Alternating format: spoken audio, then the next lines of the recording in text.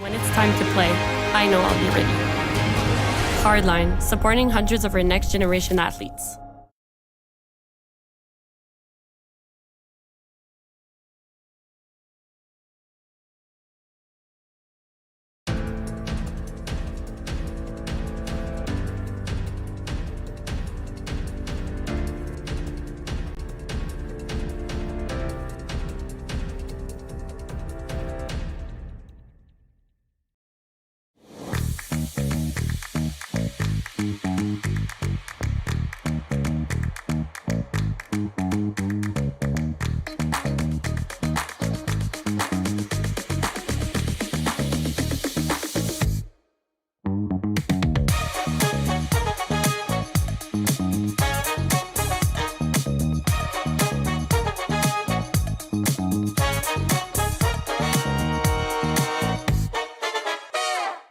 I don't remember a time when curling wasn't a part of my life.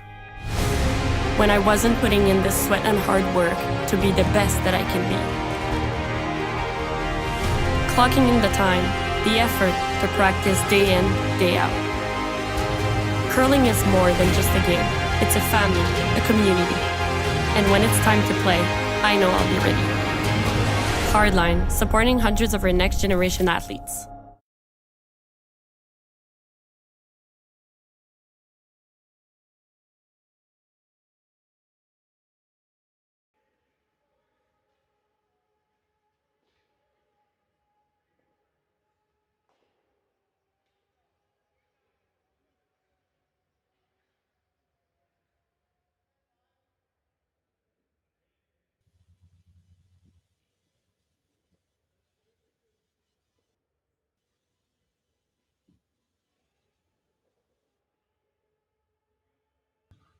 A very pleasant good day to you, and welcome to the Saville Community Sports Center in Edmonton, Alberta.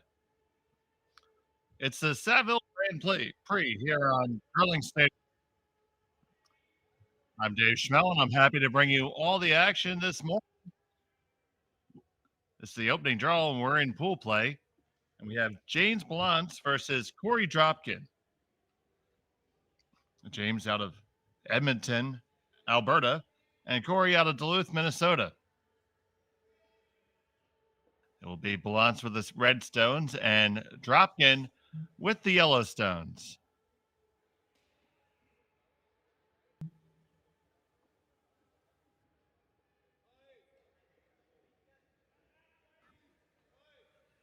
And it is Ballance with the hammer here in the first end.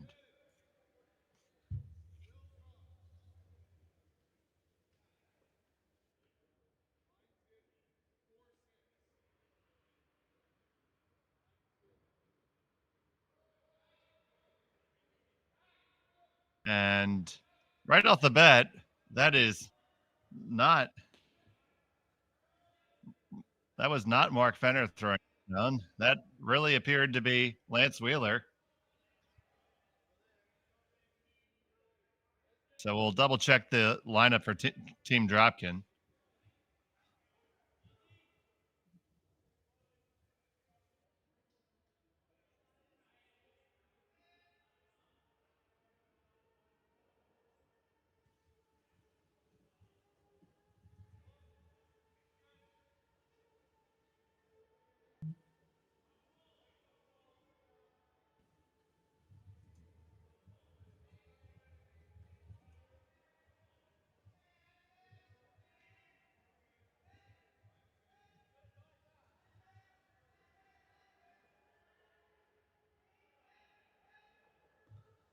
Two guards up, a center for Ballance, a corner for Dropkin.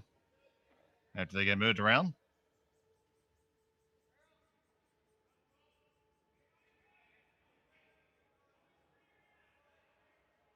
Now here's Tom Howell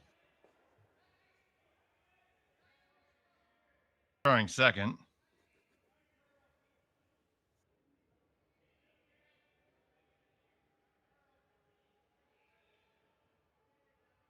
And I am virtually certain that Lance Wheeler is throwing lead.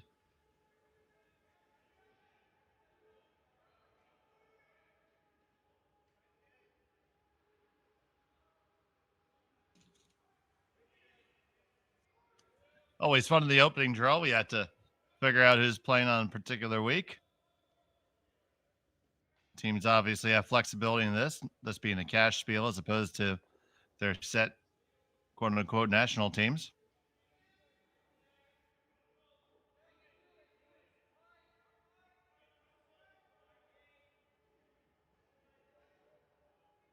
Now, this team Ballance plays as a 5-man team as well. So we'll have to make sure that we're 100% on point on who's throwing what. This is listed as being Nathan Kelba.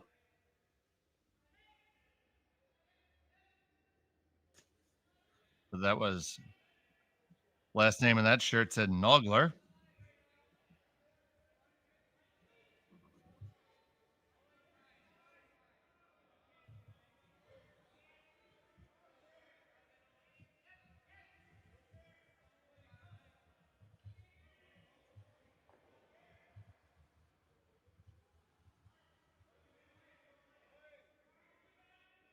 Early going here from Saville.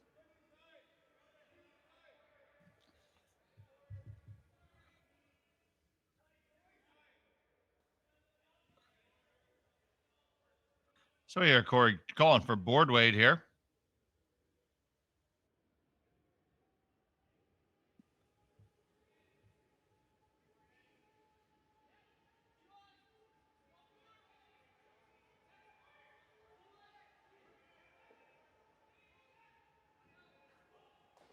It's on the way from Tom.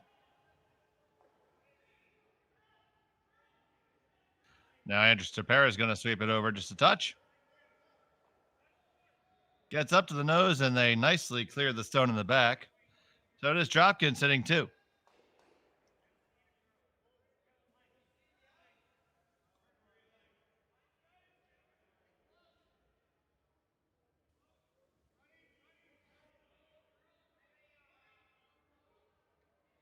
Going to see the attempt to slash things off here.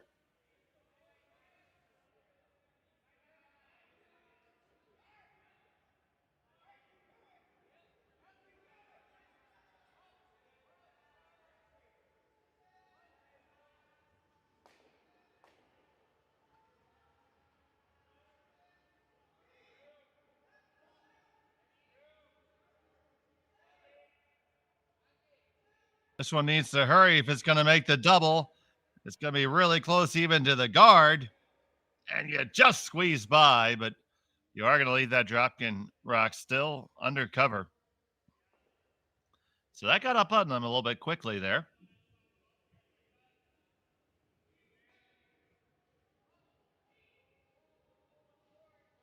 Now you see, I'm going to ask Andrew here to take off this center guard and roll underneath the corner.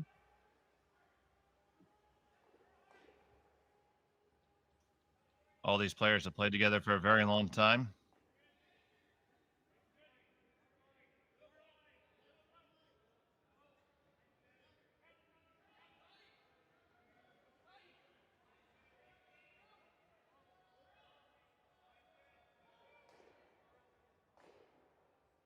Estapero will make the hit and only move it over just a skosh, and that rock does now appear to be biting the top 12. So should Ballance want to take it on, could dig out that stone. That's right there. Or a little bit of a safer roll here is to do the double peel. Now it's all a matter of how aggressive do you want to be in the early going. And it's no surprise here that in the first draw of the spiel that he's electing to play the little bit of the safer route here and make sure Dropkin can't get too crazy on him here.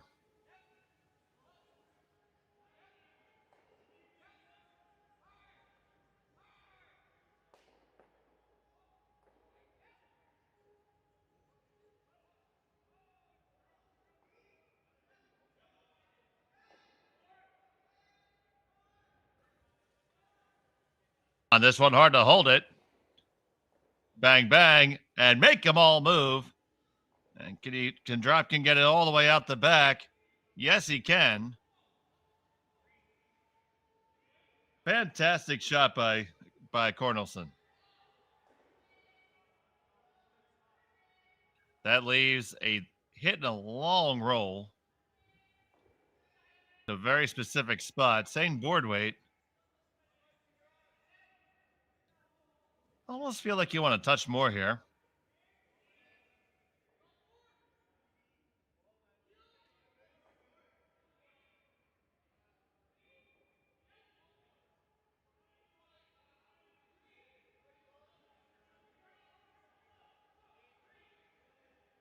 Line's really good.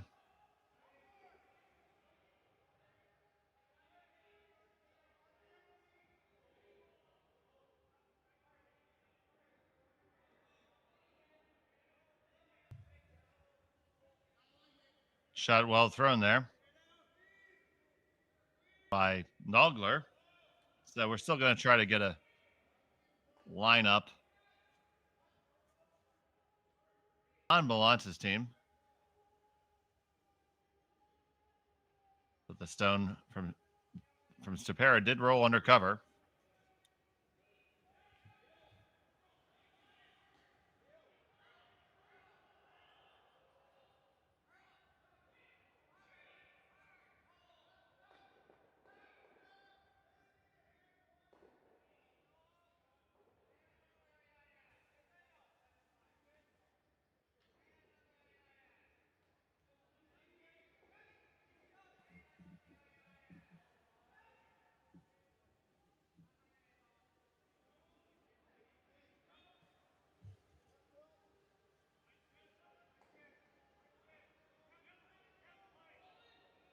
The shot's on the way. And try to get them all out. And Ballance just gets the one there.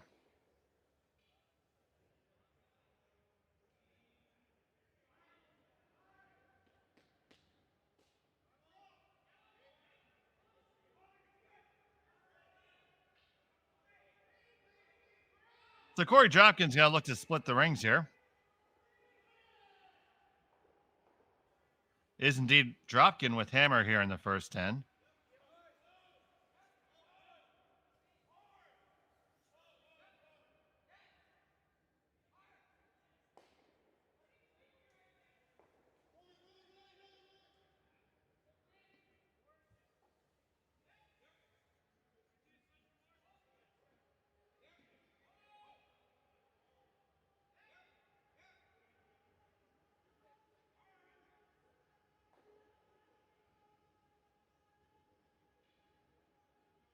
And the stone's away from Korey.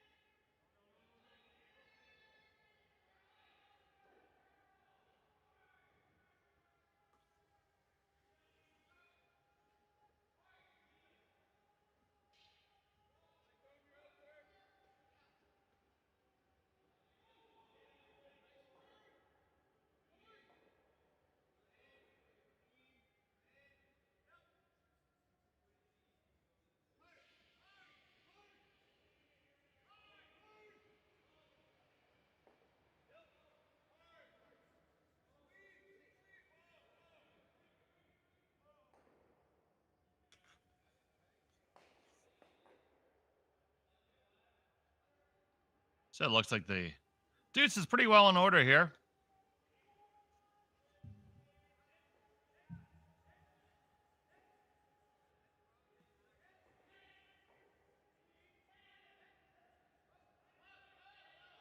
Ballance is going to hope to hit and stick here.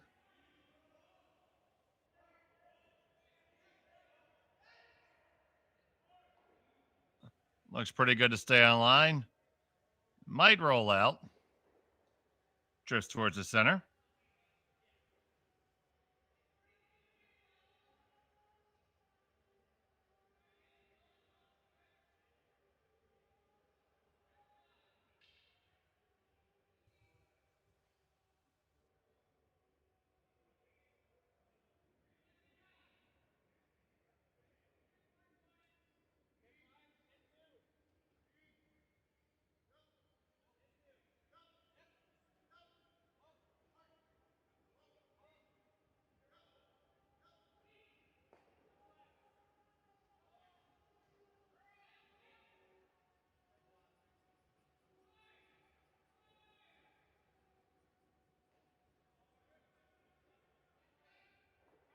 Now it's Korey Dropkin.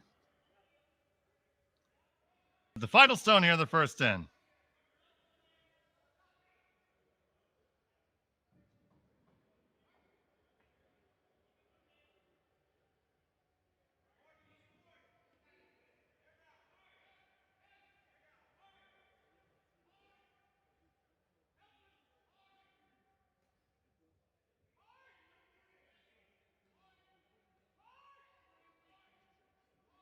Needs to get to this one and needs to hang on. Gonna tick it out and just hold on for Deuce. Great job by the brushers there. Put 2 on the board for Korey Dropkin. It's 2-0 after 1 here from Saville. We'll be back after this. You're watching Curling Stadium.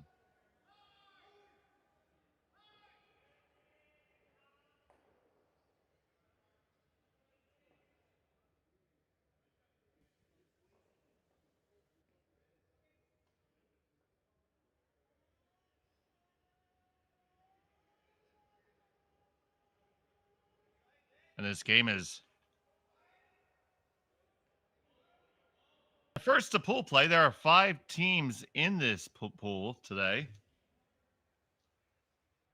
We have Team Ballance, Team Dunbar, Team Van Amsterdam. Takumi Maeda also finds himself in this pool, along with Korey Dropkin. They'll all play the pool play. And then move on to the championship brackets based on that. So now to lead off the second end, it'll be Lance Wheeler for Team Dropkin. Now, Lance usually plays with Scott Dunham. He plays with Team Scott Dunham on his competitive team. Lance hails from the Denver, Colorado area and joins the Dunham rink, which is based mostly in the Philadelphia area, out of the Philadelphia Curling Club and the Bucks County Curling Club, and the Potomac Curling Club in the case of Andy Dunham. This stone from Wheeler.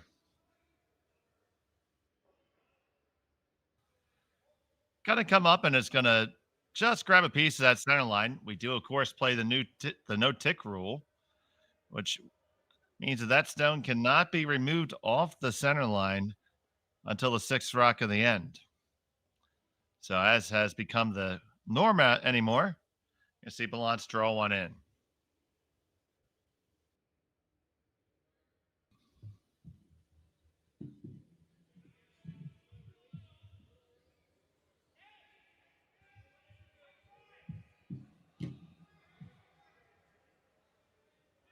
Weight looks pretty good in this. It has some room to curl.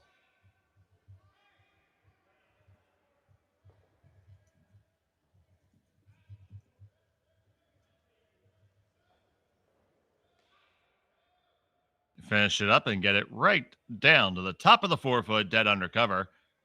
That's a nice toss by Chris Pratt.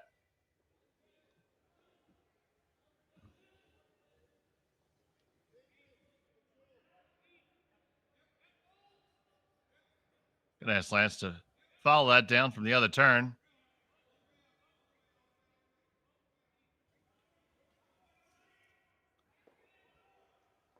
Lance Wheeler is one of the better brushers on the U.S. side. We'll get to see that during the course of the game. Pretty tall, stands about 6'3".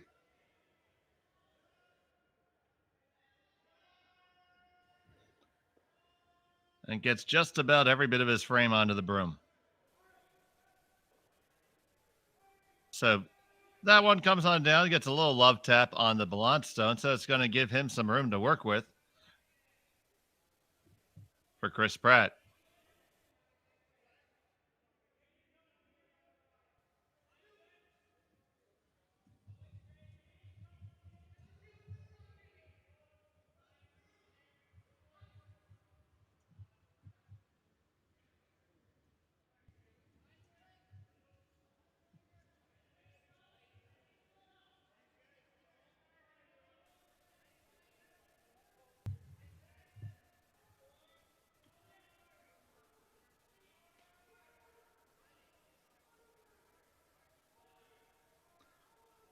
That comes up a little bit later than they liked, and now does give room for Tom Howe to wrap all the way around here. Wouldn't mind if they tap it, you hear Korey saying.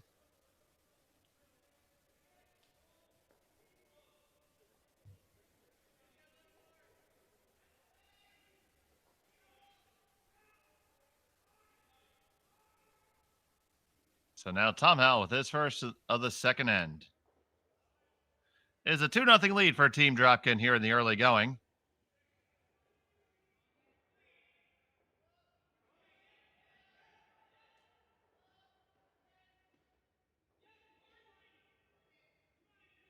This one's got to go.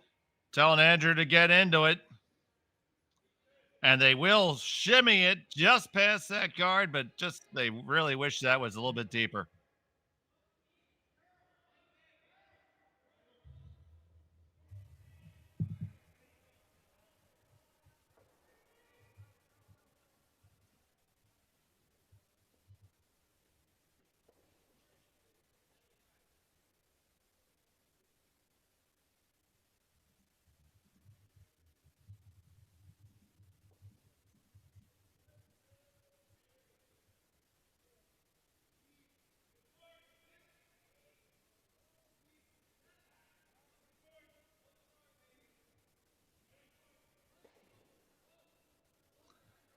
That peel off is successful there.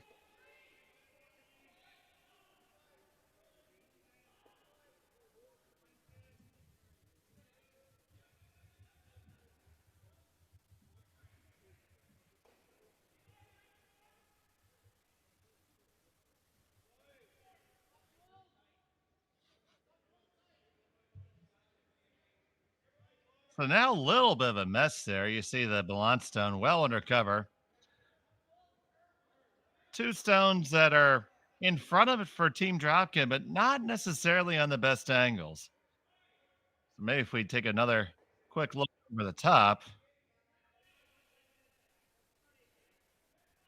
we'll see that he's going to look to run it back. Now, if you hit every ounce of what you see there, you can probably get to shot rock. So that's a good look at that angle there. Stone's on the way here. See if that task can be accomplished.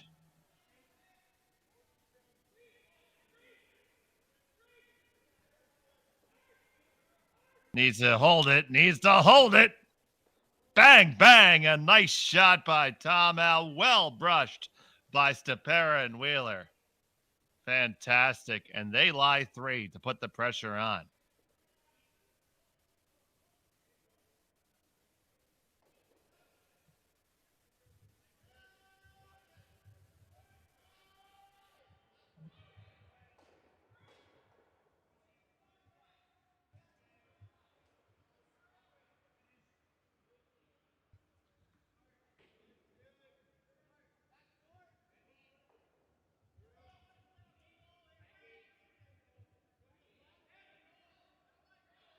So I'm going to look to clear things out, sensing they're in a little bit of trouble here.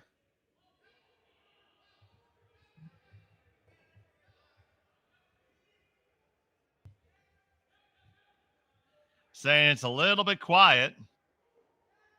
Working hard to keep it moving. It's got to hold that line.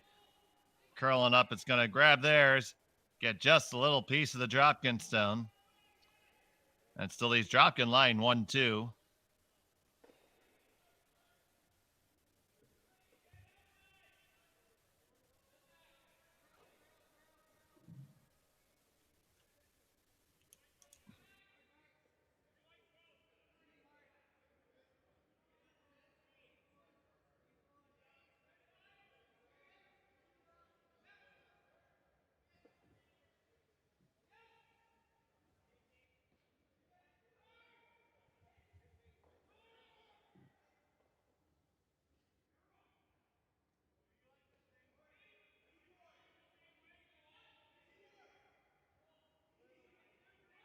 Here's Stepera with his first. His second, rather. Trying to hold it to get to this stone just delivered, and they just get it by.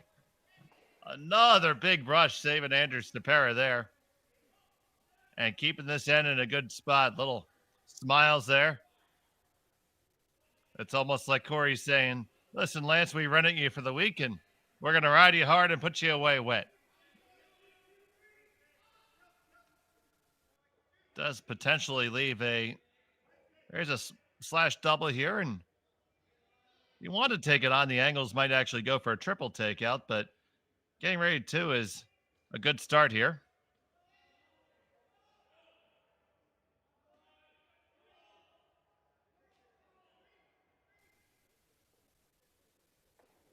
So Adam Nogler does indeed hit the right angle to make the triple, but ends up leaving the Dropkin stone dead buried. So you see Korey thinking to go top 8 foot there. That's not a bad option because it would prevent Ballance from being able to use that stone against him.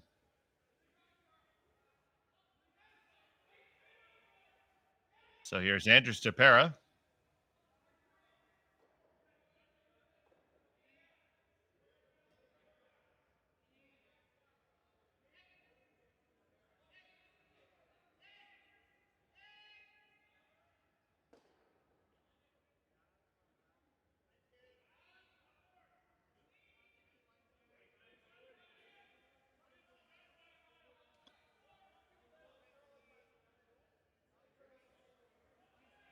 Here, the weight call 3-4 does look to be just a touch lighter than that. Now they keep it moving. Dig it in. Now drive it under there. Cut off that angle. You may have left enough to make a play on these here. Now, if you're looking at it there in the overhead, looks like I can, from the hack, you can see a good half a rock of that. So you can slash into the one there that was just thrown by Stapera and fire it into the 2 on the button. You'll get at least 2 going if you hit these hard. It is a real possibility to get more than that.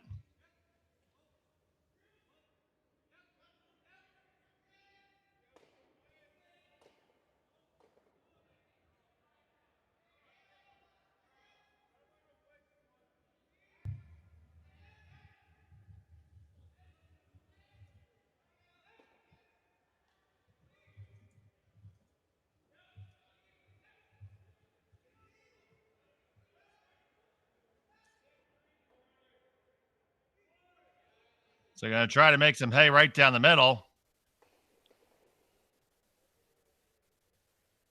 They move. They get a couple going. Still Dropkin sitting 2 right now. If you're going to play that shot you just threw, you really need to end up with the center a little bit more open than you just left it there. So can't say that you're entirely happy with that outcome. Would have left yourself for sure both turns in the draw playing the other shot by playing directly under the yellow.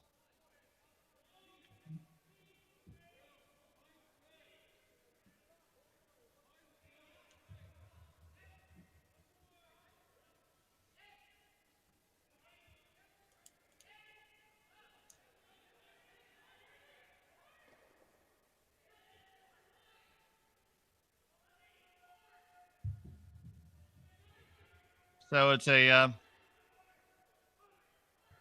interesting setup here. Dropkin sensing some opportunity is going to try to cover things up here. Now you do have to be careful because you don't have last stone here. Your opponent has a couple in the ring, so both of yours are pretty even. So line 3 here is not a bad idea. If you could ever come all the way down to the 1 on the button and corner it, might take away the end from Ballance. So here's Korey Dropkin with his first stone in the second end.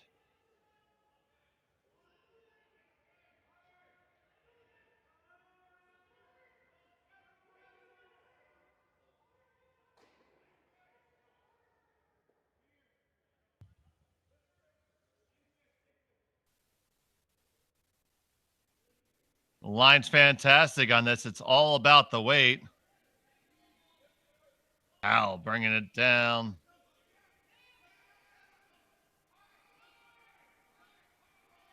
Not a bad spot, but it does leave that double takeout available. Needed to be just a little bit further down, I want to say, but Dropkin line 2 at the moment. This will be a big shot here.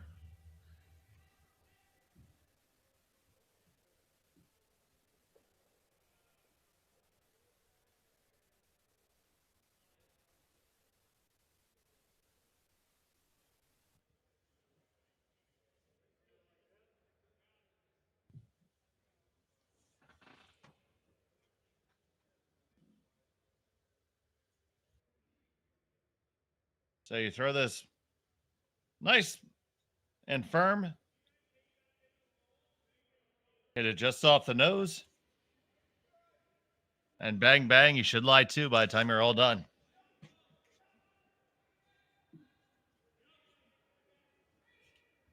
James Ballance from Okotoks, Edmonton.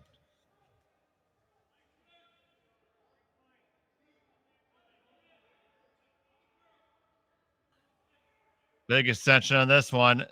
Brought it in a little bit. Got to have to work really hard to hold the angle. Bang, bang. Out the side door, and you lose your shooter. It is them sitting the shot stone, but Korey Dropkin sitting second.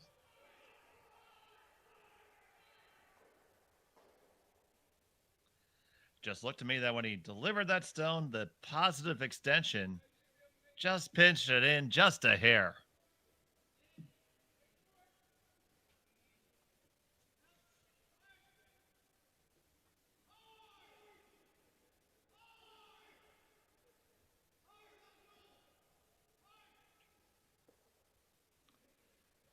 You'll be able to keep track of all the events all weekend long here on Curling Stadium, both from here and also the Pan American Grand Prix. We have the scores for that. You can look at all of it right on curlingzone.com.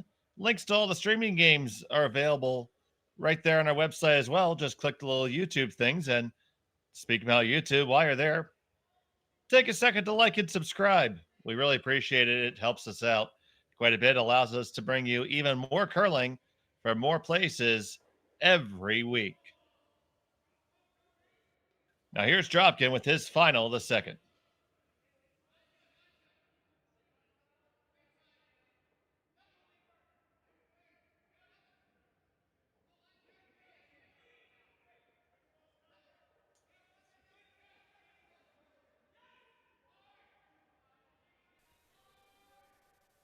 This is losing the line fast. Got to hurry to get to the yellow.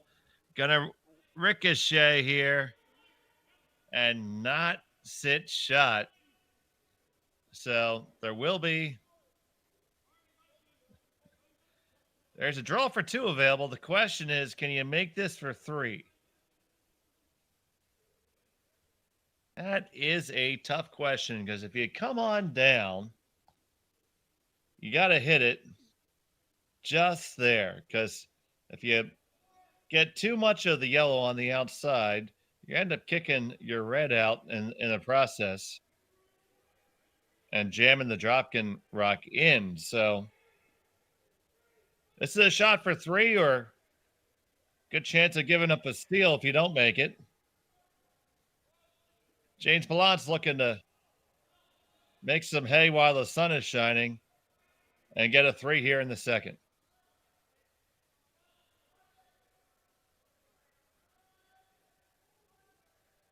You have to catch just on the broom side of the back rock. And 1 and 2 should go, and you'll have 3.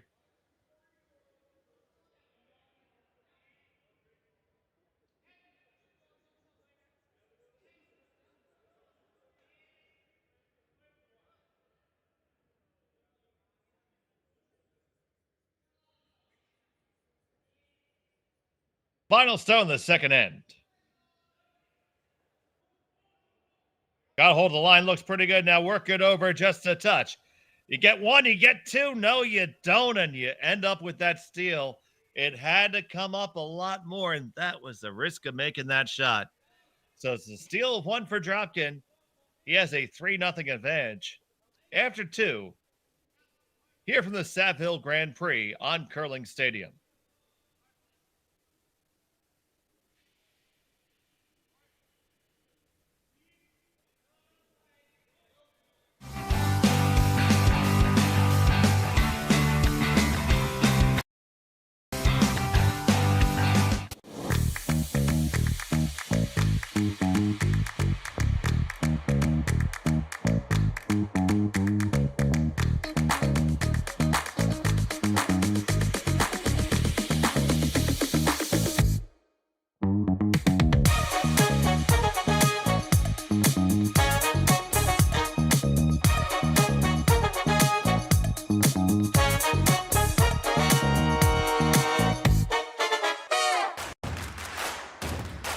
Imagine being able to stream every curling game from every sheet from any event, be it your Wednesday league game, bonspiel, or corporate event.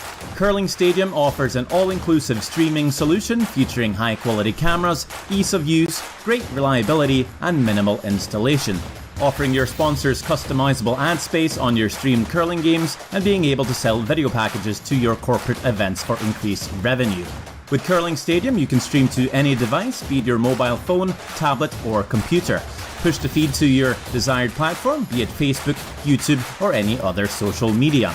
Curling Stadium is simply the way forward. Where it's commonplace in other sports to televise every game, we want to do the same. Curling is a global sport, and it's time it gets the coverage it needs. Make your curling club the next Curling Stadium.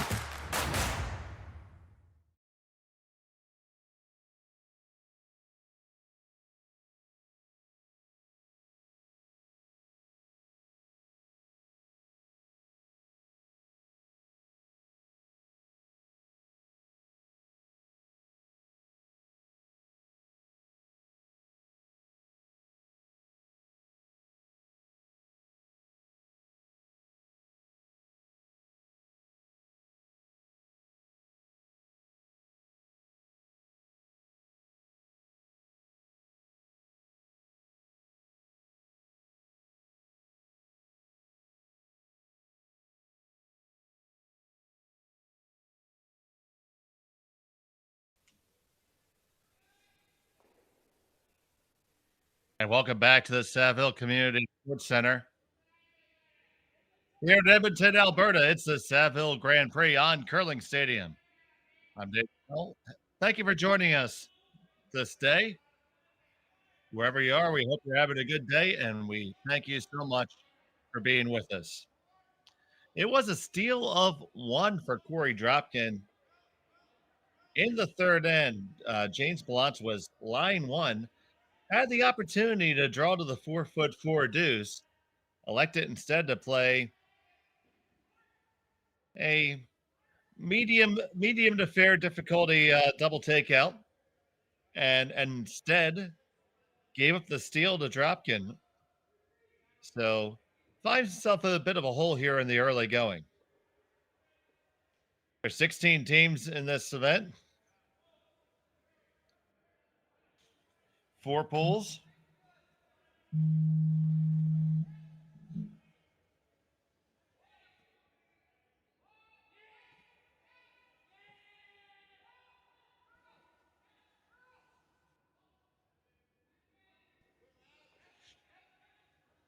We have 2 in the rings for Dropkin. Now Ballance is trying to set up a guard. First guard attempt was no good.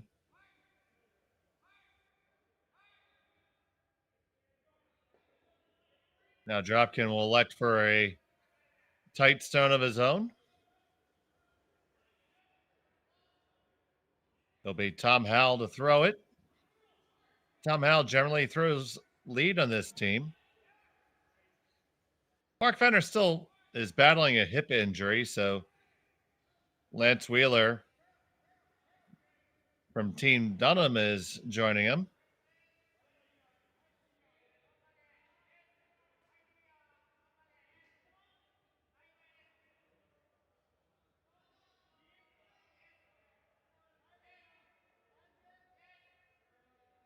Ballance on his team with Scott Dunham. They qualified for U.S. Nationals just the other week with their runner-up finish in the St. Paul Cash Spiel. So their spot in that field is secure. Always feels good to get that out of the way.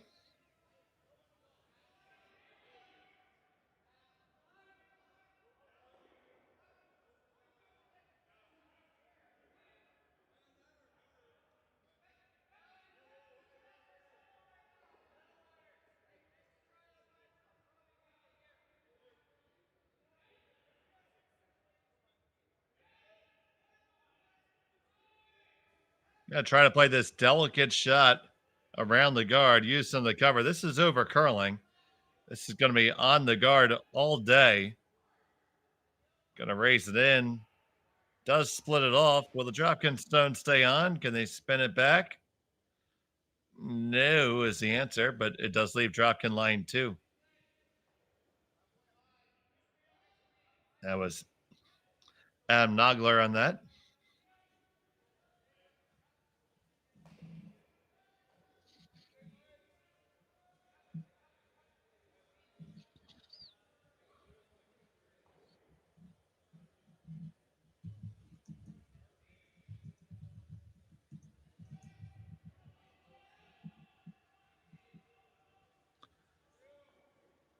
And Dropkin goes a rip set. Don't think he wants to catch his own on the way by there. That's going to give Ballance the opportunity to blank if he so desires.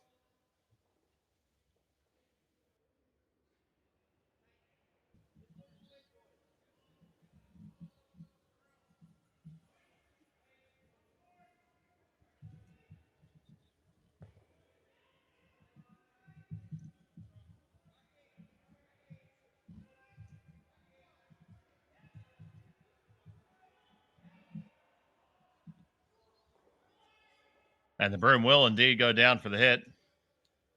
So as I mentioned, there are 16 teams in this event. The purse is $25,000.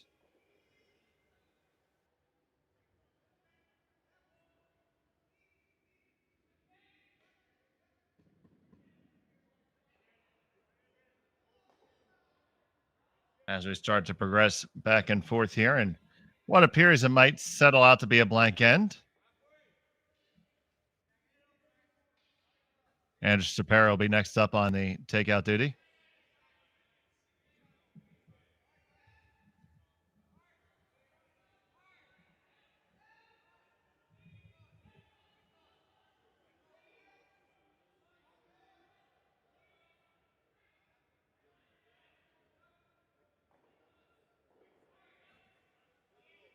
Nice shot there.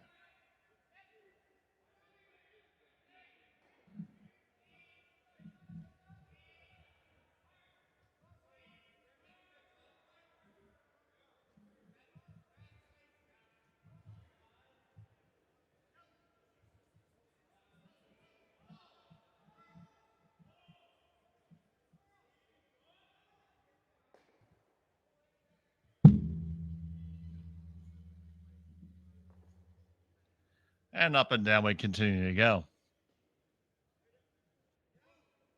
Dropkin asking for normal weight here.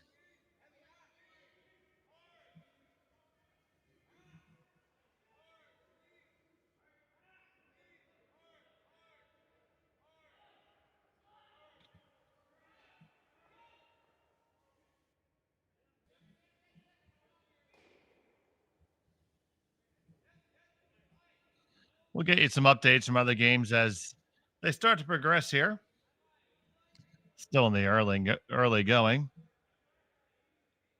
on all of our other sheets.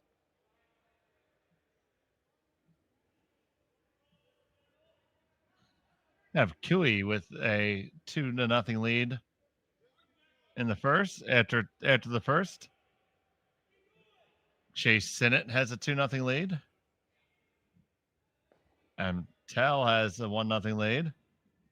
Hilschek 1-0 over Maeda and Van Amsterdam. 1-0 over our curling stadium friend and hero, Ryan Jakes.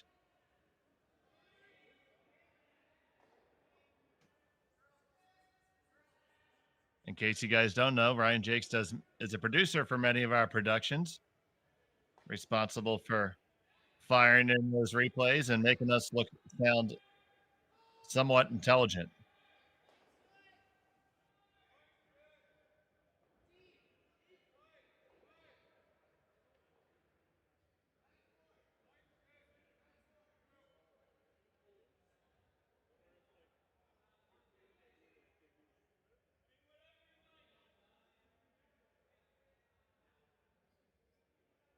So Korey Dropkin with his first of the third.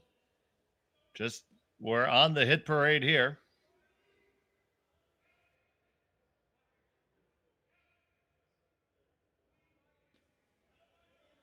The Ballance team is from Okotoks, which comes from the Blackfoot language word for rock.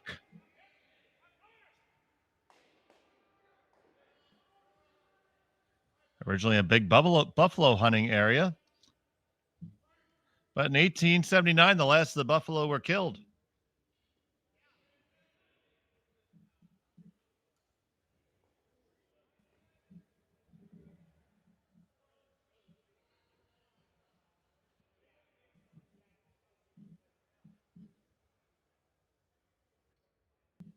Been victim to some major flooding events of late in 95, 05, and 13.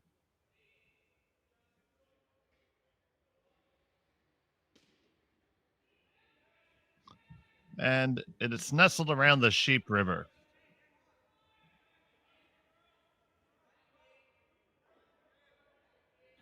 Got to hold on to this one, and you'll get it.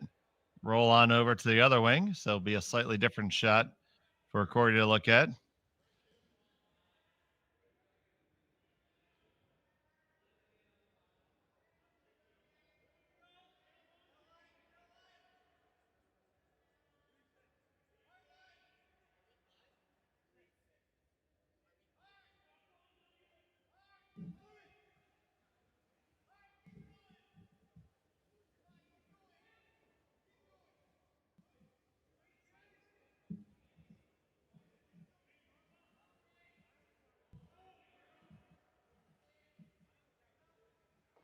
The town of Okotoks has a population of about 33,000.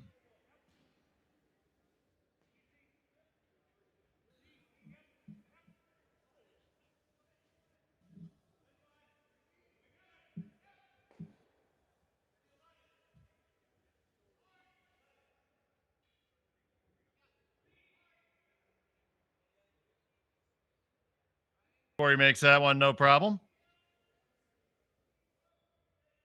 That'll be the final stone of the third end.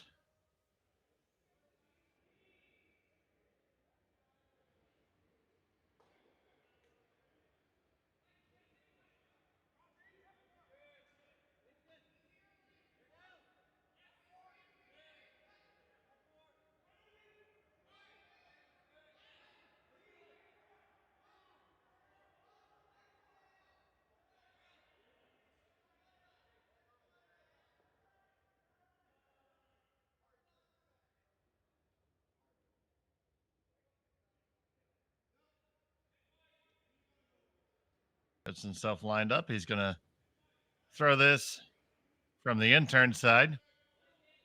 Looking to lose the shooter.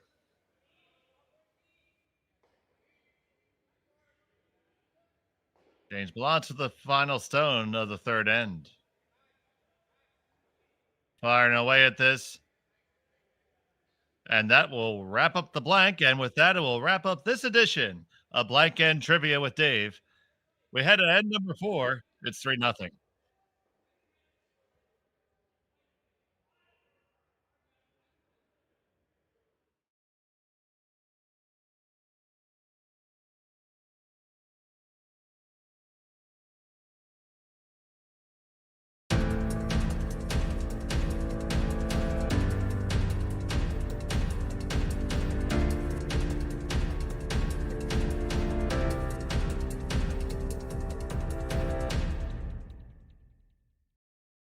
I don't remember a time when curling wasn't a part of my life.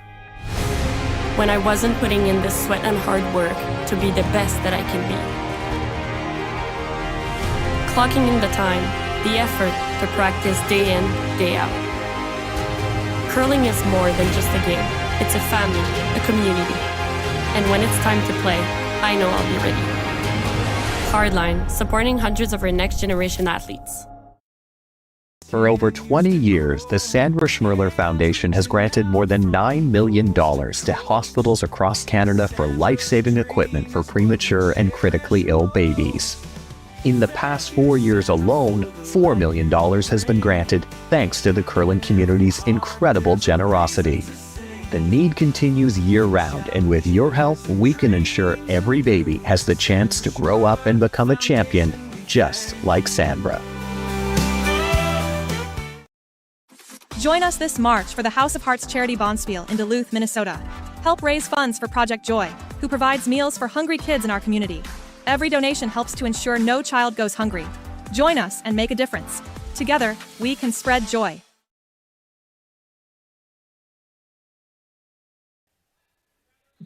Back here in the fourth end, it's James Ballance. He has a hammer here. Korey Dropkin holding a 3-stone lead.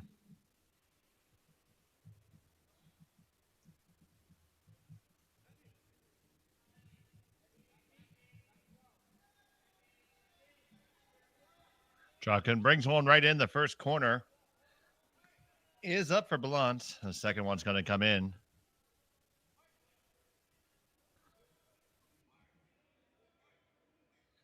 Here's Lance Wheeler. And Stapera holding the broom.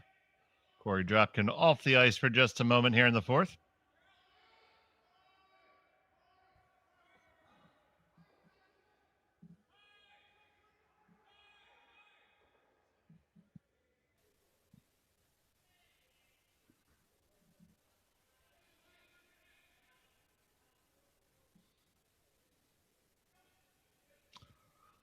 And they're going to try to determine whether that's on. I do think it's on, and they are going to hit it, so.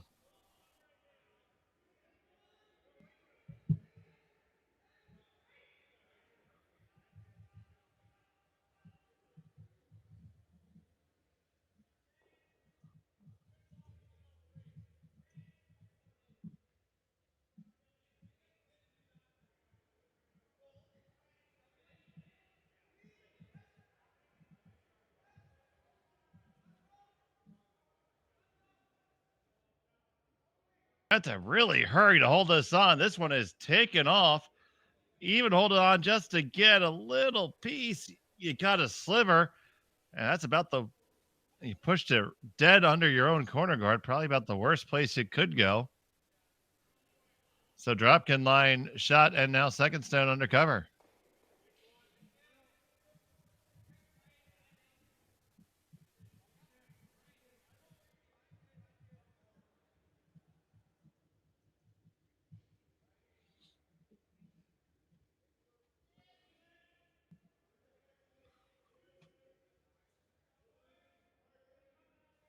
So Tom Howell's going to put the card back up again with a 3-rock lead. No real reason for Korey to get super fancy here.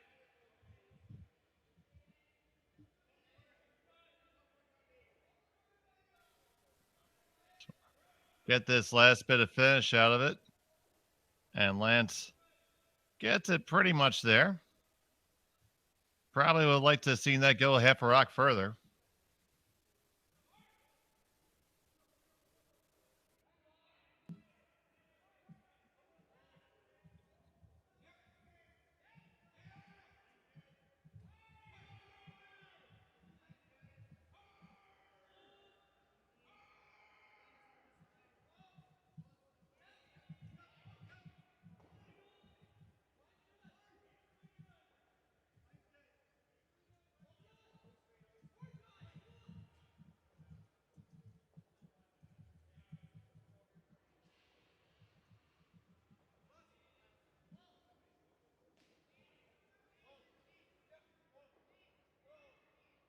So now they're going to try to come on down here and get to the point where Ballance feels like he needs to use some of this mess to his advantage.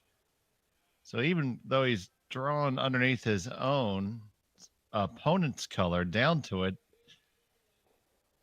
It does give him opportunity to put a control rock into position. So now Korey's going to try to hit the opposite corner to put the angles back in his favor.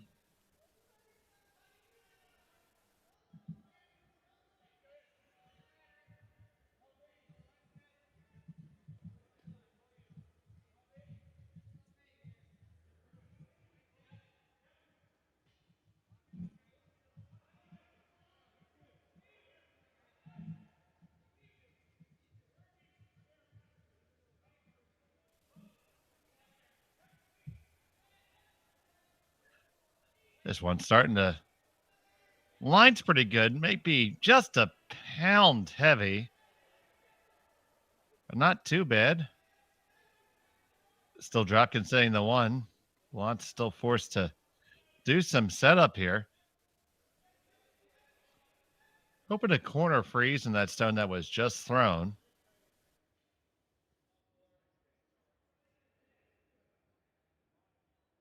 So it's going to be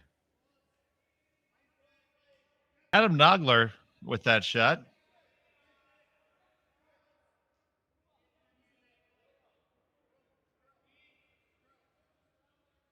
Adam, a former member of Team Canada's junior team. Represented Canada at Worlds. This one, though, is going to struggle to get past the guard, and it will just kiss it. Oh, but I don't know if you want to leave that cover there. So an unfortunate leave there for the Ballance squad. Now, what do you do here if you're Korey Dropkin and you have Adam Stapera ready to throw? His answer is going to be to put another one in there and key it up so he has access to that red second shot stone. So corner freeze just a half onto your own rock, and will give the Ballance stone a one-way ticket out of town. Got to go for the weight now. Lance Wheeler joining them.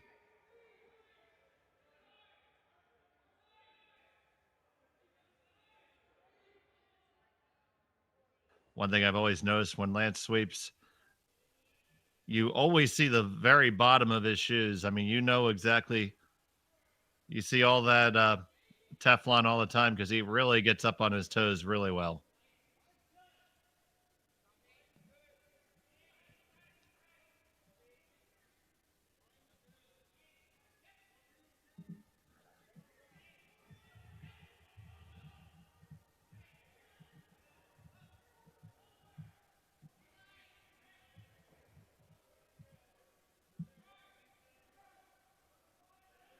Now no choice for Ballance rather to perform some cleanup. Get Bo Cornelson to try to get some of that work done here. Nice clean release from him there. Hold this one out. Got to stay out there. You got to get the one driving in there. And all you did was replace your own. Need to get a little bit more angle on that one.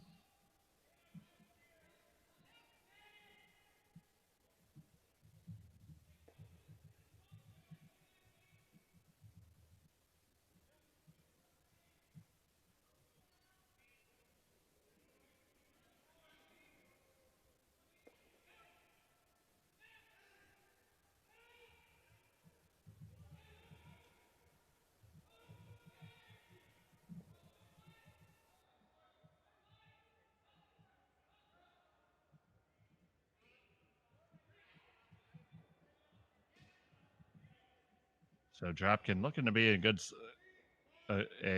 spot here.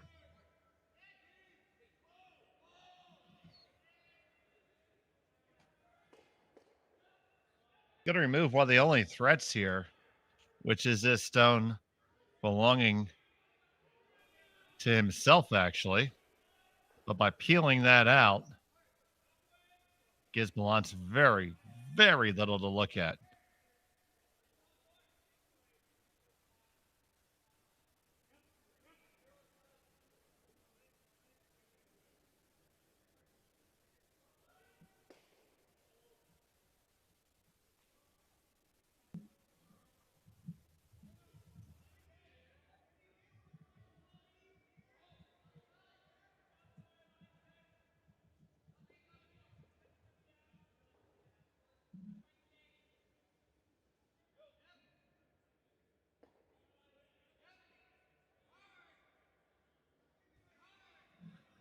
Really tough spot that Ballance finds himself in here.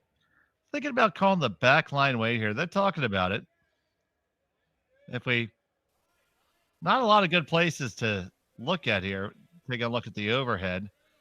So the idea is here to just come on in with backline weight, tap that shot stone out and roll open. It will leave a line shot. Only problem with that is Korey's got lots of ways to get to that right in the top four right now. So crucial stone here in the fourth, trailing by 3. Ballance can't give up another steal here, and it seems to be too late to blank.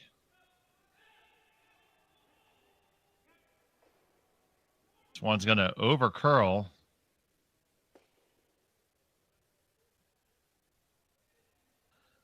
It does expose shot rock somewhat.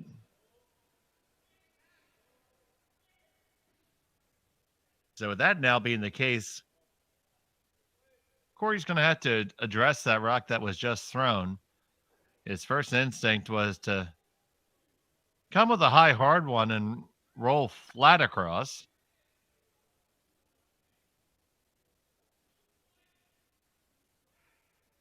Another thing you could do is you could probably come down and get into your own there that's touching the center line. No, it doesn't look good from the long shot, but the Rocks have plenty of finish to get there.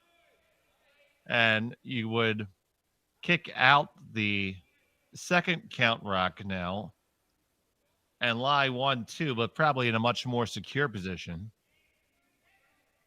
The risk is here, if you ever don't make this roll, you're going to leave good access back. You see Stapera cleaning the way there for that roll because it is going to be dead flat. Tricky situation. It's a very aggressive call with the lead.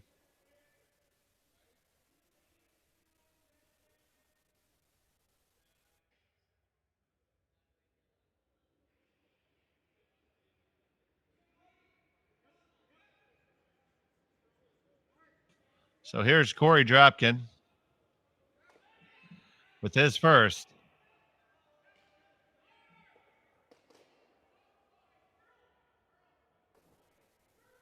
Line looks pretty good now. You get it there. Can you walk it over far enough? You get over, but I don't think you got far enough there.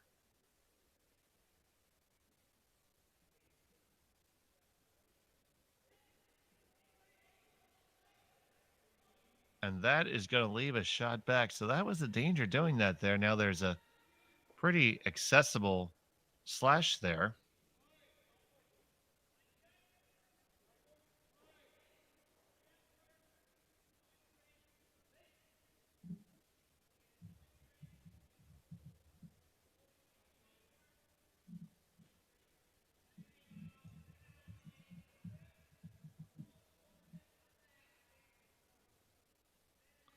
Question is, what do you do?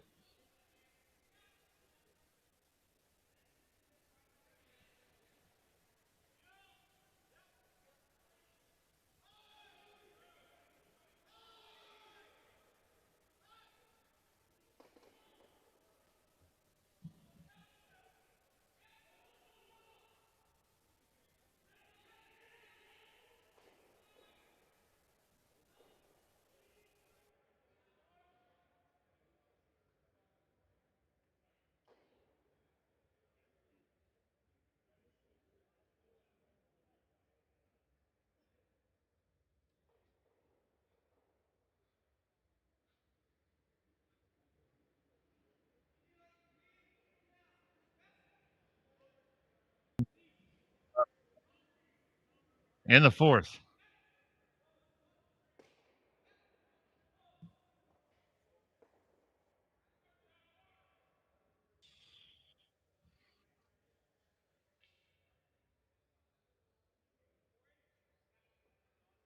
You throw this shot, for sure you're going to be shot afterwards. Now, what's Korey going to do in response to it? And that's the biggest question.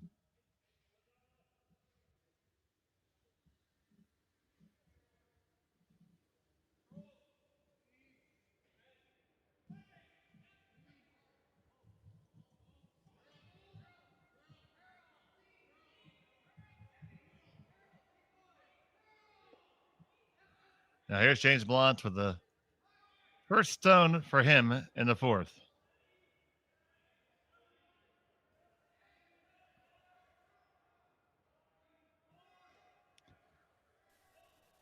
Line looks great for the slash.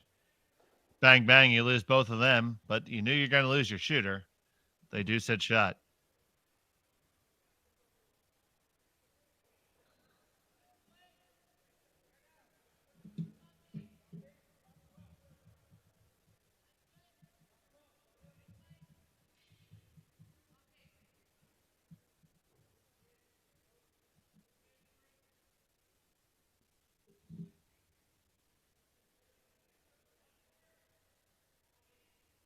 Now, Korey, he's going to take on that little takeout I discussed earlier. I know it looks absolutely terrible here from the long shot, but these rocks have been showing some really good late finish. You throw this right, should be able to kill this redstone and lie too.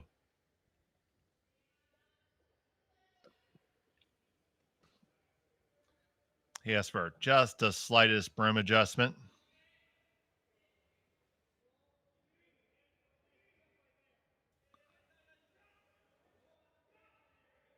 And now here's Korey Dropkin from Southborough, Massachusetts, originally.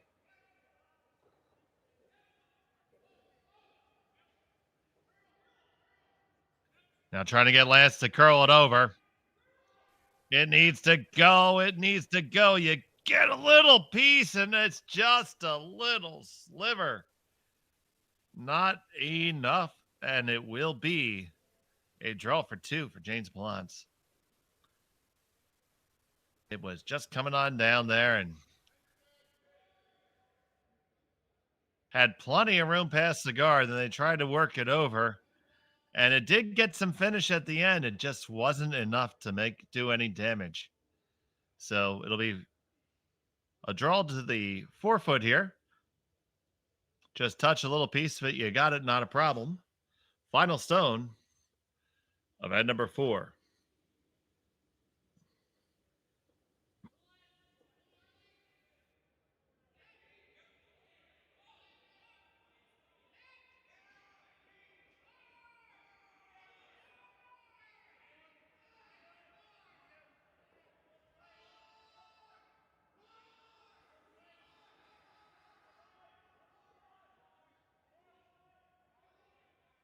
Rusher's not seeming too concerned about it.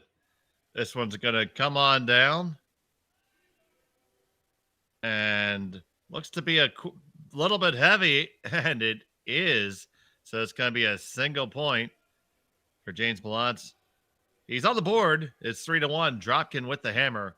When we come back in the 5th, you're watching Curling Stadium.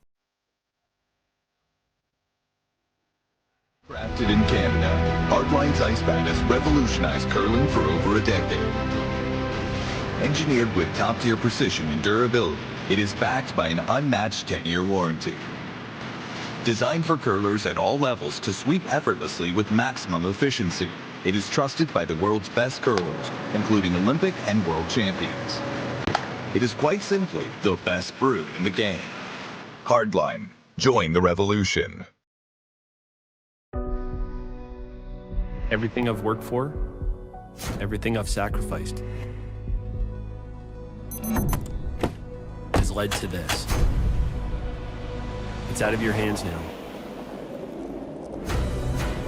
All the gold medals in the world can't help you now. You could throw the perfect rock, and still miss. But it just takes one. You leave it all out there on the ice to leave behind a legacy. This is it. It all comes down to this rock. The hours in the gym, the weeks away from my family. This is what I've been training for. And all those voices trying to tear me down, I'm here to silence them. We've given everything we have for a chance to get everything we want.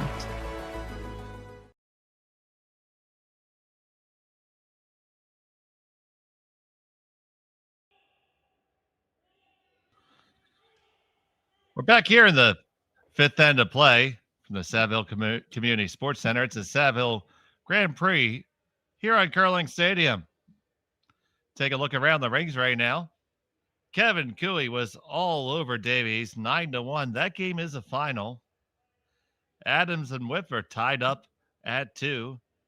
Morzumi with a 2-1 lead in the fourth. Sinnott, a 3-2 lead over Libis.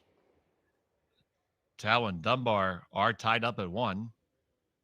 Maeda and Hushek are tied at 2. And Van Amsterdam still with a 2-1 lead over Ryan Jakes. It gets you caught up around the rings. Here on our feature game, it's 3-1 in favor of Korey Dropkin.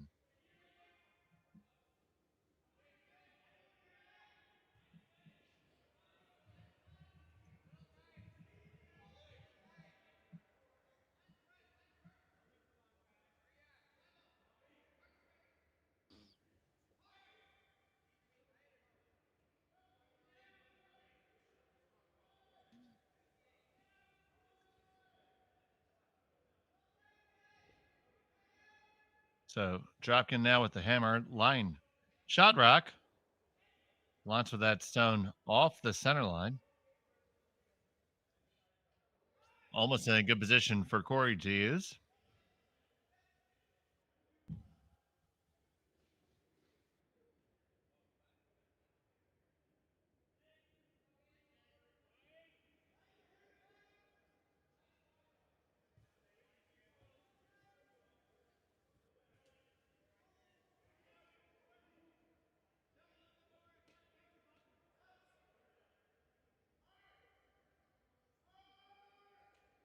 And the second guard goes up, so Ballance is now double side guarded. Don't want to say corner guarded. Those are a little bit tight to the center line, which always dangerous because they're good enough for Korey to use, but really not good enough for him to use. Now Dropkin's going to look to throw the big split in the rings here. This one is light, and Corey's going to come on out and escort it, but I think it's already there.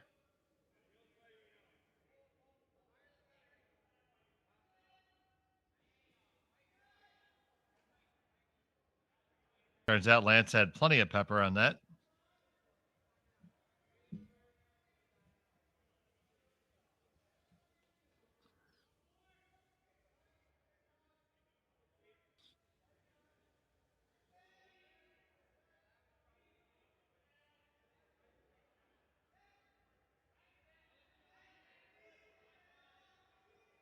Here's Adam Nogler. Looking to make a hit and a long roll. Going to roll well behind the tee line if you make this. Only get as far as the 4-foot here.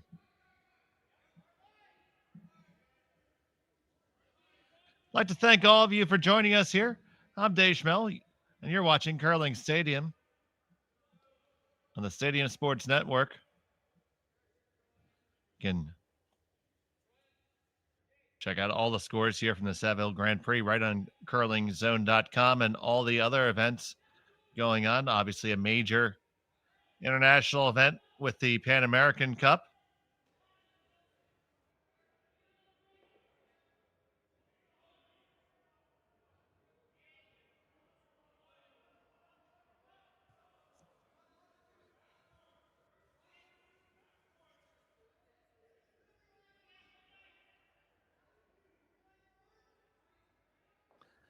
And now to get to that Dropkin rock, they are keyed up pretty good on the guards for Ballance. So he's going to just lean back and let Nagler fire away. Dead nose should do it. Always easier said than done. Gotta hold it. Need to be dead on the nose. And you're not. You do scatter things some here, but still Korey Dropkin lying under cover, and he's going to come right up and peel that guard. Dropkin has no problem with the blank end here. It's all on James Ballance to pressure the situation.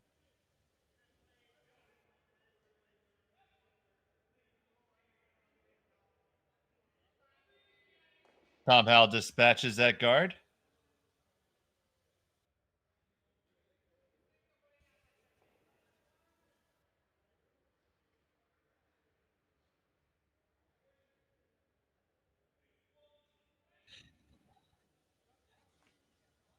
And now this will bring up another edition of Blank End Trivia with Dave. So we said Korey Dropkin was from Southborough, Massachusetts. That's in Worcester County, Massachusetts.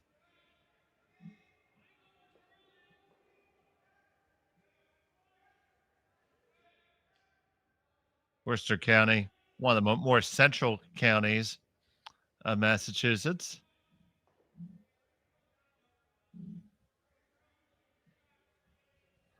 Southborough was first settled in 1660, incorporated in 1727.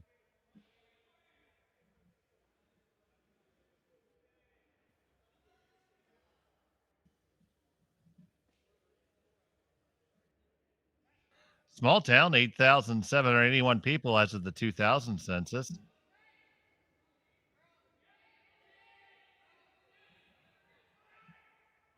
But from there, as Korey, as a member of the Broomstones Curling Club, has started to progress.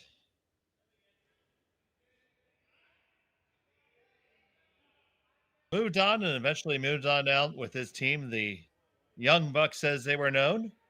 Started on the U.S. national circuit right out of juniors and in their early 20s, trying to take on what was then the more established team of John Schuster and towards the end of Pete Fenson's career.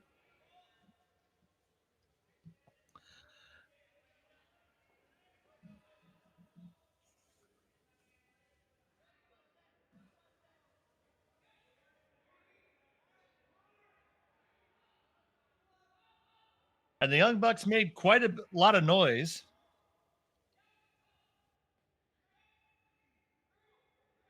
For sure. And the U.S. game was certainly better for it. It made it quite clear that the established teams couldn't rest in their laurels, and everybody would have to bring up their game. And as the old saying goes, a rising tide brings up all the ships.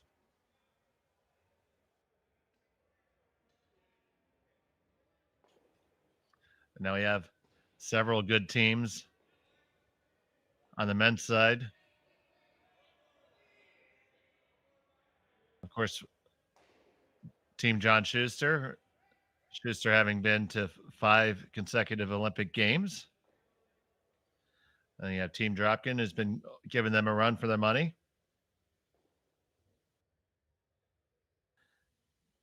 Richie Rahonen had quite the run with his squad. Now Colin Huffman from his team has joined Team Schuster. But it's been interesting times in between quads on the men's side.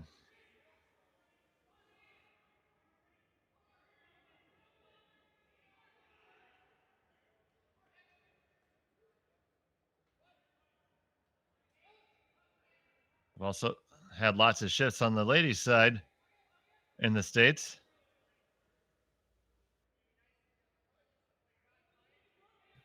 Have had all the teams reshuffling a lot, like you do for every quad, trying to get the your team and your nation in the best spot for the Olympic Games.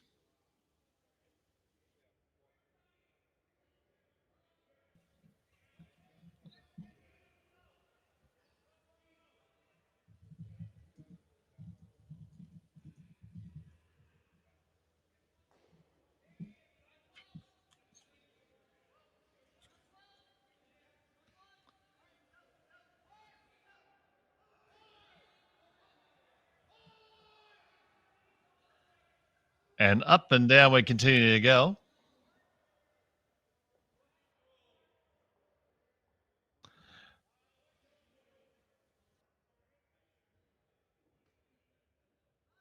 Korey Dropkin makes his living now as a real estate agent, as seems to be the profession for every competitive curler ever now.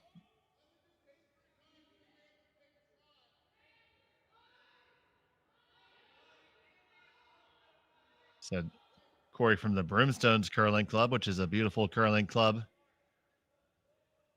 in Wayland, Massachusetts.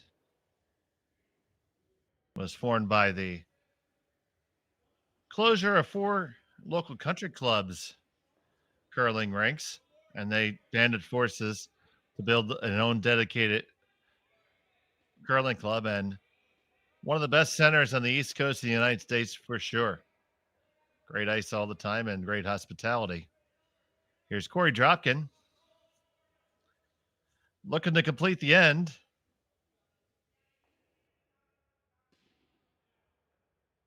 Just needs to blanket here and roll out. Korey Dropkin with his final stone of the 5th.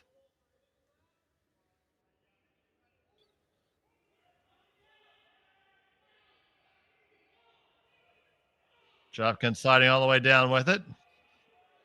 Makes a hit, makes the roll out. The blanket's in the books, and that brings to a close. Blank and Fun Facts with Dave. We'll be back for the 6th right after this on Curling Stadium. In Canada, Hardlines Ice Band has revolutionized curling for over a decade. Engineered with top-tier precision and durability, it is backed by an unmatched 10-year warranty. Designed for curlers at all levels to sweep effortlessly with maximum efficiency, it is trusted by the world's best curlers, including Olympic and world champions. It is quite simply the best brew in the game. Hardline. Join the revolution.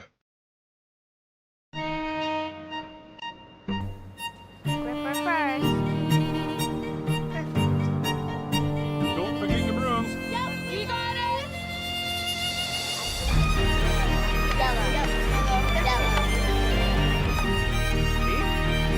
Come on up.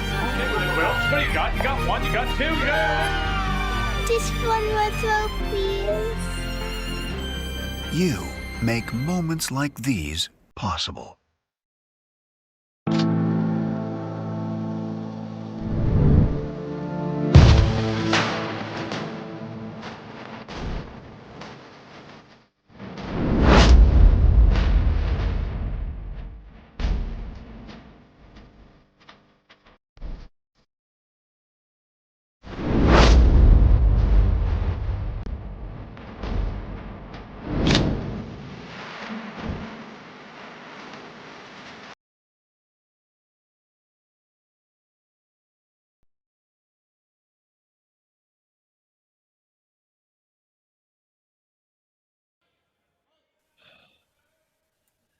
And we're back here. It's a 6th end to play from the Saville Grand Prix, the Saville Community Sports Center in Edmonton, Alberta. I'm Dave Schmel, and now joined in the booth by my good friend Sean Joyce. Good morning, Sean. The booth, is it? Good morning. I don't know what booth you're in. I'm in the basement. Oh, man. Well, we've had a game here which started off with a couple little jabs at each other, and it seems to settle in to Dropkin kind of being in control of this game. Ballance had a really, really good shot in the second end to tie the game with a draw to the 4-foot. He elected instead to throw a little bit more difficult double takeout and that resulted in the steal of one for Dropkin in the second. And from then on, Korey's pretty much been able to dictate the pace of play here. Well, Korey Dropkin, one of the best teams in the world, and a good front-running team because they hit so well. This is not a team you wanted to fall behind 3-0 early.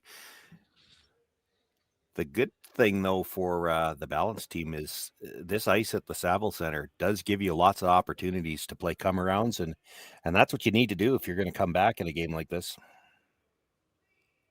Absolutely, and they do have the double guards up, so it's going to give them that opportunity, but you certainly would have liked to have had Hammer in the sixth, and given Korey the blank there in the fifth, just seems like a missed opportunity.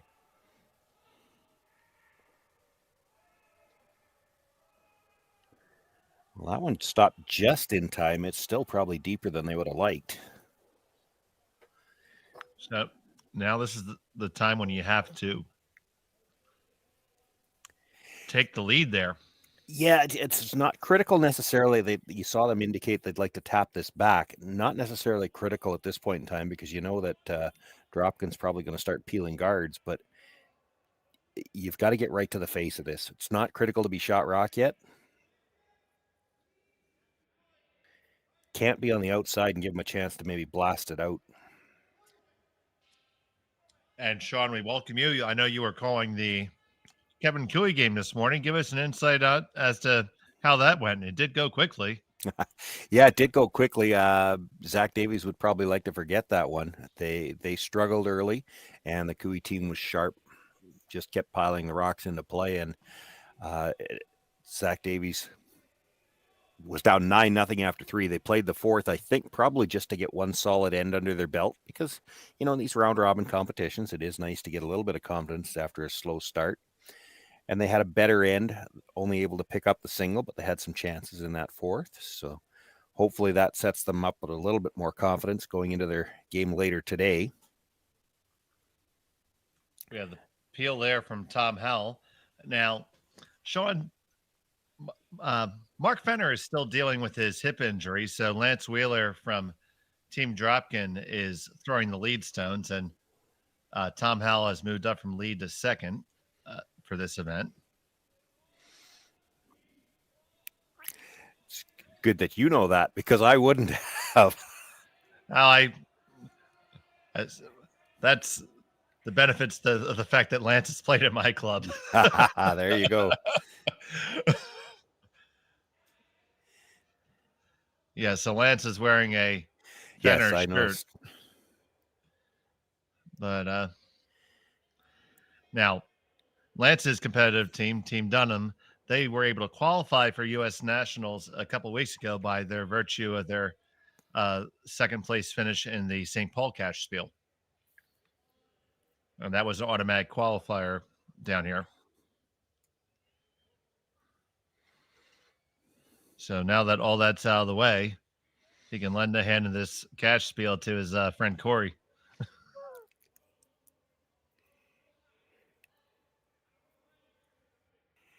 Now we're going to see Hal do more cleanup here. Have to admit, this is my first chance to ever see the Ballance team as well, so I'm not familiar with their lineup either. Yeah, not sure if it's Balance. I've been saying Ballance. Ballance, that could be. Might make more sense, actually, with two L's in there. Yeah, with a double L, yeah. I was going to go with you because I assumed you knew, but if you don't, I'm going with Ballance. This is my first time ever seeing this lineup. I haven't seen them before. If anybody knows for sure, feel free to put it in the chat. We would appreciate that. We don't want to butcher somebody's name all week if we can help it. No, that was one of the first things they taught me when I started doing broadcasting is a lot of times, of course, it was the early days of streaming, and a lot of times it was just friends and relatives watching, and that was the rule, is make sure you get the name right because grandma's watching.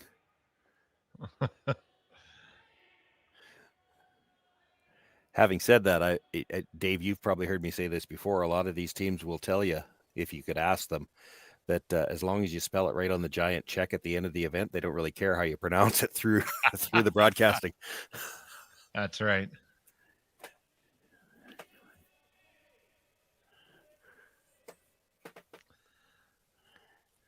So Dropkin still shot there in the button.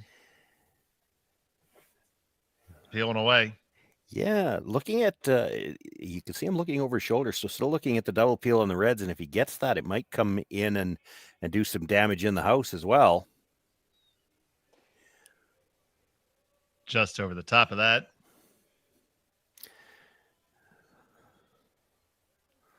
There was a little risk in playing it that way because you could have actually clipped that second red and missed the red at the top of the forefoot and actually caught the yellow shot stone. You'd have to be a little unlucky to do that. Can't see very much of that yellow one on that angle in from the red.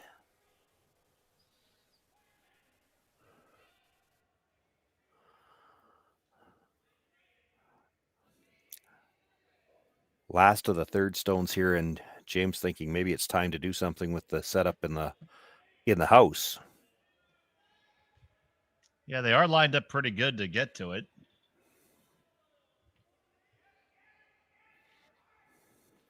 But the question is not what you throw, but what are you leaving back? Yeah. So I'm wondering if this might be one shot too early.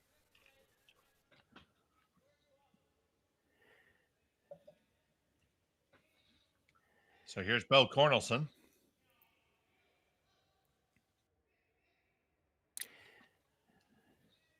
Looking to hit yellow onto red onto yellow, and he actually can probably roll his shooter and maybe get a Christmas tree set up here if he can make this. The line looks pretty good. This needs to come over just a skosh. The yellow onto the red, onto the yellow, and they lie shot under staggered cover. Yeah. Not too bad. Yeah, looks okay. I think actually they would have liked to hit that a little thinner, roll the shooter partly behind the cover and leave everything staggered. There's a double available right now. Just off the nose to get that stone in the forefoot. And I heard Korey ask Andrew Stepera to throw for peel weight here.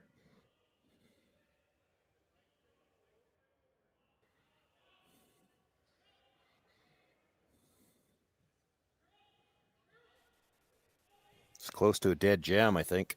Yep. It didn't jam and had to get away my daily Stepera's shout out to Aunt Sue and Uncle Bill. They're watching from the Netherlands today.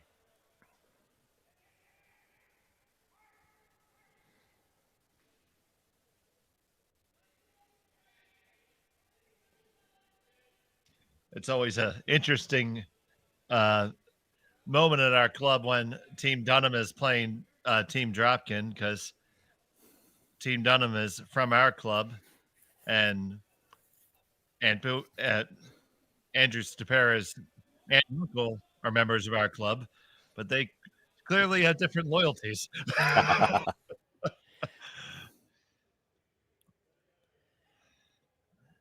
the shot stone's exposed right now, so they're just going to look to guard it. At least on this attempt. It'll be interesting to see, if this was his last stone, would you come in and try to tap that up a bit? It's hard to think that's going to be a good enough stone to steal with. You expect an opposing skip to be able to draw to the button when they've got the entire side of the sheet open.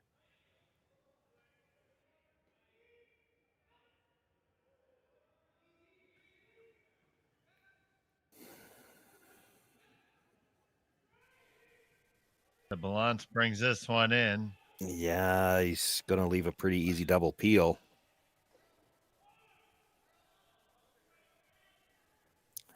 There's a lot of room to hit that. Well, there is, but you got to take a look at it. If you hit the outside one, does it touch the back end of the one he just threw and come back? Could you get all three? And that's what they're looking at. Let's see here. I got my clipboard up against my screen. Well, I'm trying to decide if those two are I don't see any space. If they're touching, they are touching, I believe. Yeah. So that means if you hit the outside one, even though it's behind the one that was just thrown, you're not missing that rock. And then where does it come back? The danger in trying to play the double peel the other side, and that's what you see them looking at.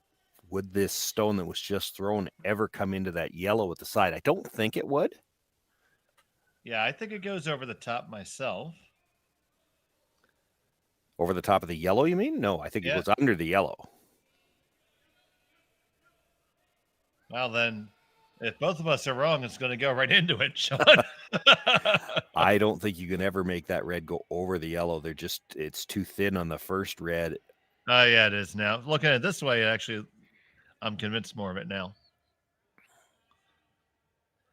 Corey's going to let us find out in just a moment. I expect the heat to come from Korey. Yeah, he's still going to want to hit this one fairly thick. Now, with the big weight, I mean, you could hit 3/4 and you're easily going to roll your shooter out of play.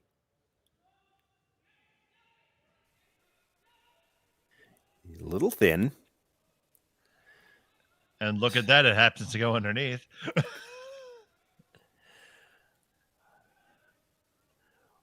Well, now I'm just here to make you sound smart, buddy. Yeah, I'm not sure about this call either. So there's two choices here. You're playing the hit for the force, or you play the guard and hope you can steal. Now, having said that, I will say you don't expect to be able to steal on a rock that's just biting the top of the forefoot like that. Not that it doesn't happen once in a while, but he's got the entire intern side of the sheet to throw the draw to the button and nothing blocking his path that way. That's a pretty comfortable draw for most skips. So if you think he's going to get one anyway, you better make sure you don't give him the shot for 2, I guess is what they've decided. Because if you ever leave him half a rock when you throw the guard, he might be able to pick up 2.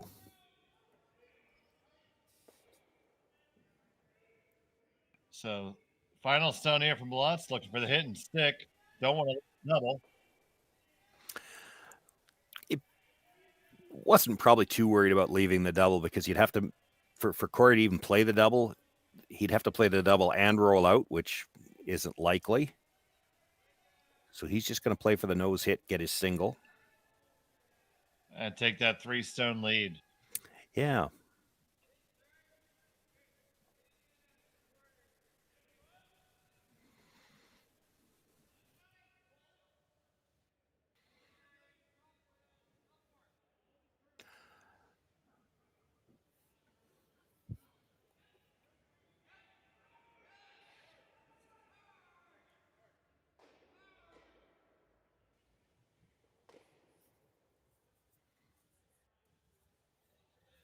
So Korey Dropkin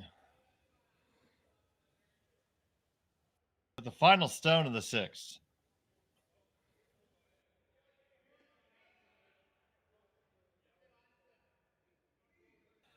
Got Wheeler on this, off and on, always a good sign.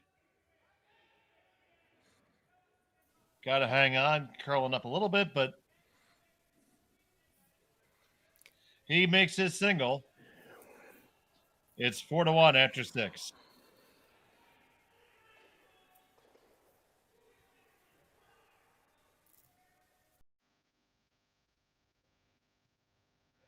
Crafted in Canada, Hardline's Ice Band has revolutionized curling for over a decade.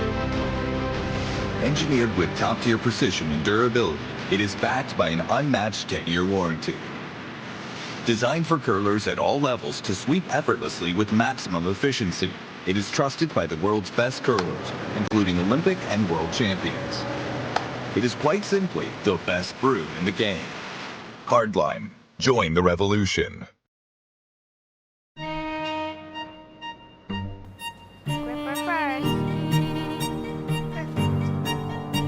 Don't forget your brooms. Yep, you got it.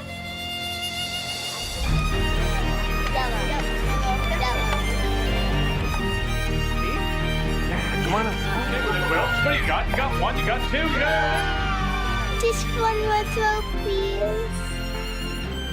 You make moments like these possible.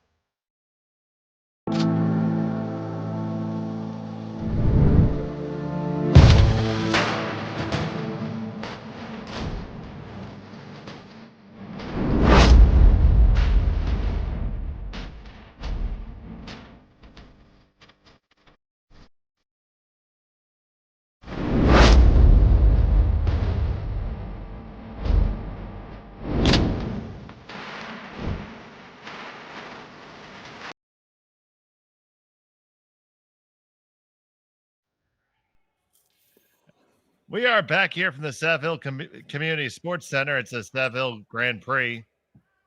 Here on Curling Stadium, Korey Dropkin grabs that single. It's a 4-1 lead over James Ballance. I'm Dave Schmel, joined by Sean Joyce. Connor Sims is on our production this morning.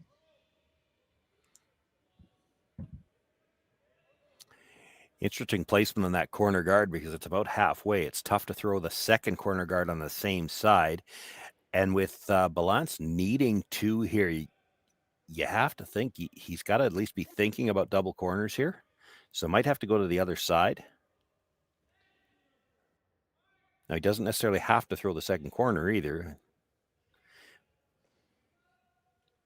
As you mentioned before, this Dropkin team so proficient on the peels. They are. Well, and you know, as much as the math still works, he can get two here, steal one in 8, steal one in the extra end, and he still wins. But you'd like to keep your chances alive to score 3 here, and really to score 3, it's tough to do that with one guard. They're coming around here. This surprises me a little bit. You know, you score 3 here, you only need to steal one time to get the win. Back-to-back steals is a tough ask. It's doable. They're just single points. But why not throw the double corners here and see if you can't get a chance for your 3 at least? No, I certainly agree with you. I feel like you had to be all in for a multiple score here.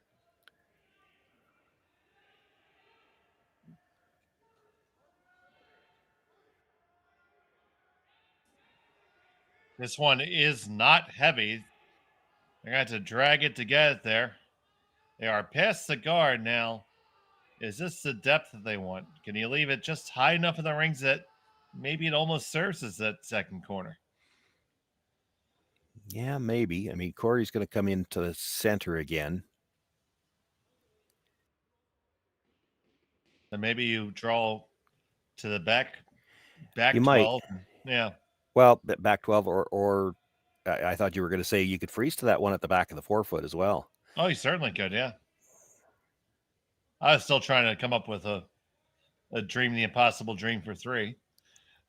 Well, freezing the one at the back of the forefoot, the 3 is still alive. Like basically for Ballance right now, the trick is going to be to deal with those rocks in the middle while at the same time not giving Dropkin a chance to do anything with the rocks on the corner.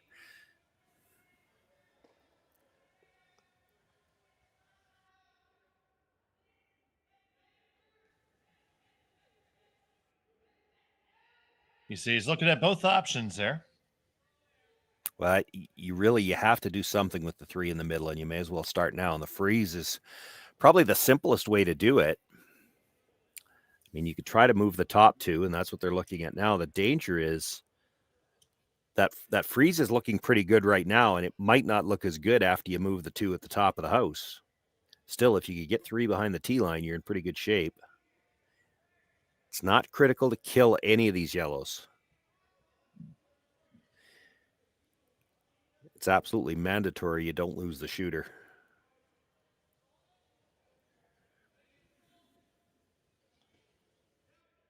So here's Adam Nogler playing with him this week. They operate as a 5-man team.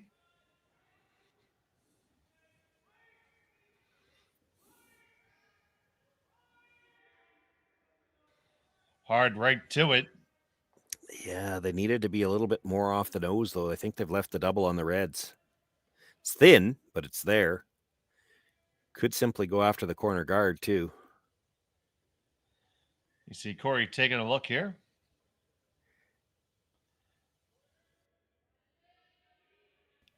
You're going to call for a quarter of a rock. Yeah, it's definitely thin.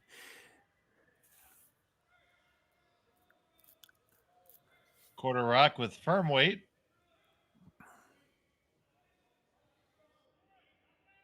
Yeah, not the way the Ballance team was looking to hit that. They wanted to roll a little bit to the open side, not leave this double. So here's Tom Howell on the attempt. Stopera trying to hold it out there. On the one, over the other, bang, bang. There you go. See you later. Does lose the shooter, though, so that's not entirely bad for the Ballance team because now all 3 yellows behind the tee line, and the one they're freezing to now is also behind the corner guard. They'll only be third shot after they make the freeze, but it'd be hard to get this rock out. And there is a double available on the middle later on if he needs it.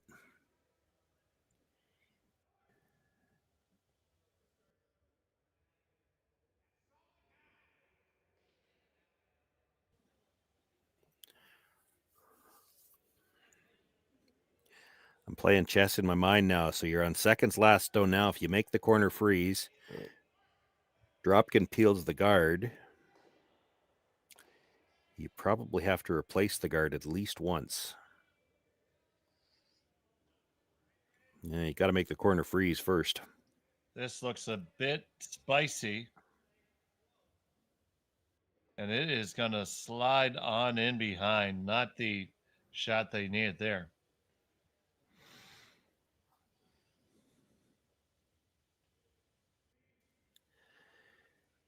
So now the corner goes for sure. Yeah. Well, and you can't really replace it. You're not going to guard a stone in the back of the 12-foot that's fourth shot, so they're going to have to make another freeze attempt in the house somewhere. Well, this is going to make that decision easier. Yeah, they make the hit, but leave a center guard. Yeah.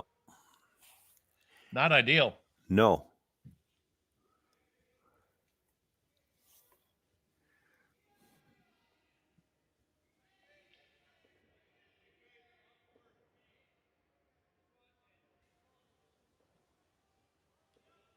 Just the way he signaled that almost looks like they're playing the either or. I think you have to make a clear decision here. Are you playing the freeze or are you playing the come around? There's benefits to both. If you ever get the freeze, there's a chance that maybe in an attempt to hit later on, you double out those two yellows. Well, that means that red at the back of the 12-foot would be third shot. First order of business is going to have to be to get past the guard, and that is not going to happen. Well, not on the side they were intending. Almost got by it on the other side. That's off by a good bit.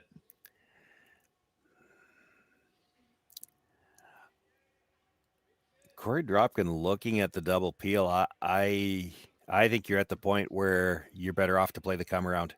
It's your own guard. It's on the center. Everything you've got in the house now is behind the tee line. You almost have to switch gears here and get something in the top of the 4-foot. He's come to that now, and yeah. Andrew and Tom speaking about what the weight has to be for this shot. And the stone from Andrew Stapera is on the way.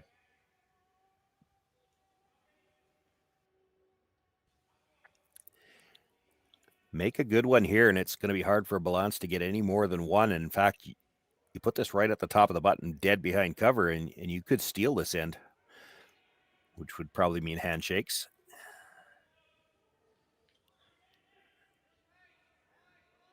That's a little warm, though. It does leave room.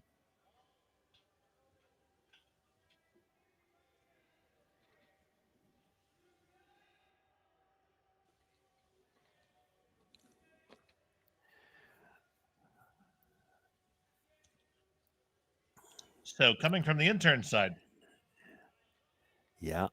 Still, the issue here for James Ballance is there's not going to be a lot of, and I'm sorry for doing this in advance, there's not going to be a lot of real estate left on the Remax sheet to try to score your two.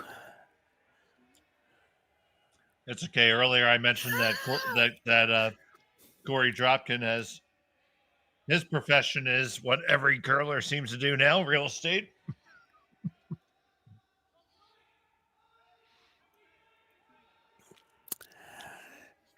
Right to the top of the balloon. Yeah. Puts it in a nice spot. But again, the problem is going to be how do you score two? And that's part of the discussion that Dropkin is going to have here. Like, he might want to peel the guard, and that's what he's looking at. But you could just close off the house here. Like, he's fine giving up one.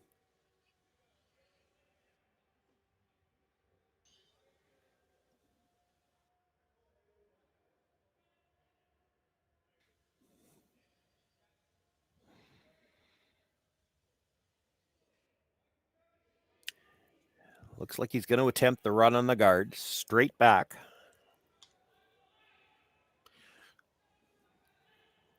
If it overcurls just a hair and he just straight peels the guard, then James is still going to have a decision to make. Where do you put the next one? I think Corey's trying not to give this one time to curl. Oh, for sure. Yeah. Yeah, he's not going to be light here. Lance Wheeler trying to hold it right off his hand. Dead nose on the one. Bang all the way through.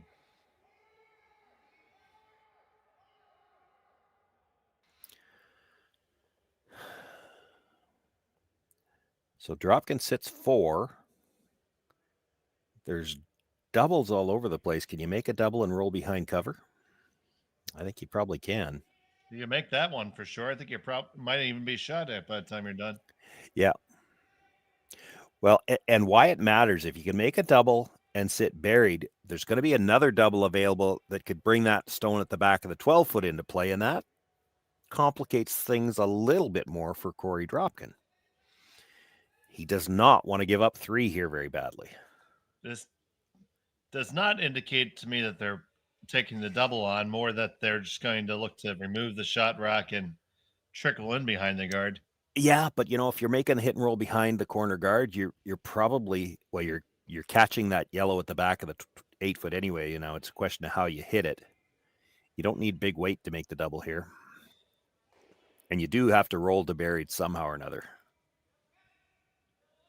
So first stone for Ballance.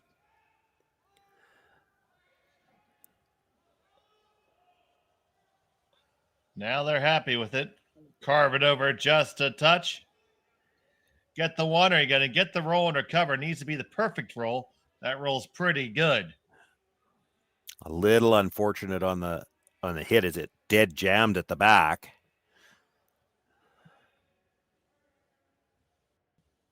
Yeah, never going to see that back red come No, in now. that back red's not going to come into play now for sure.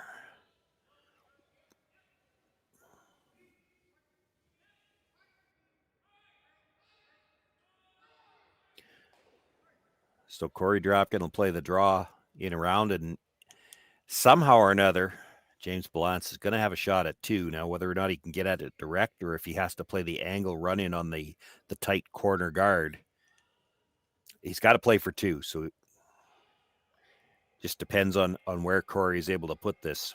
If he's dead buried, he'll have to play the angle run in.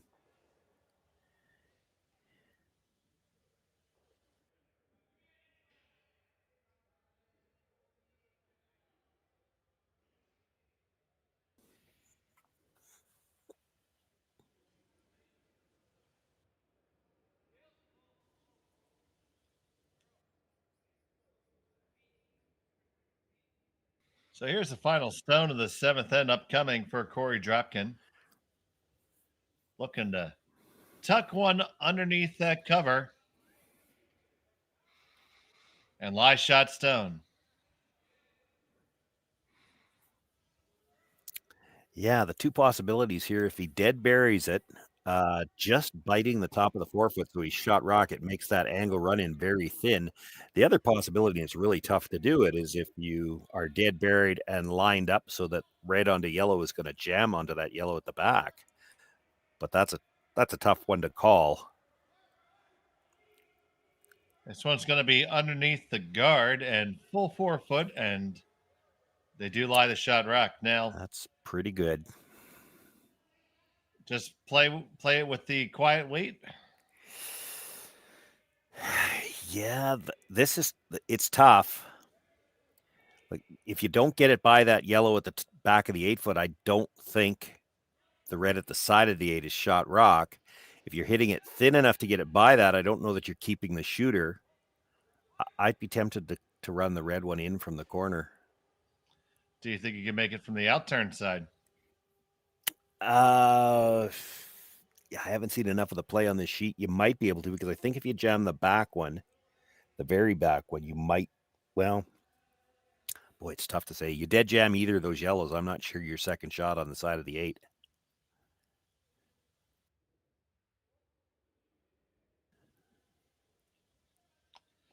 So final stone in the 7th.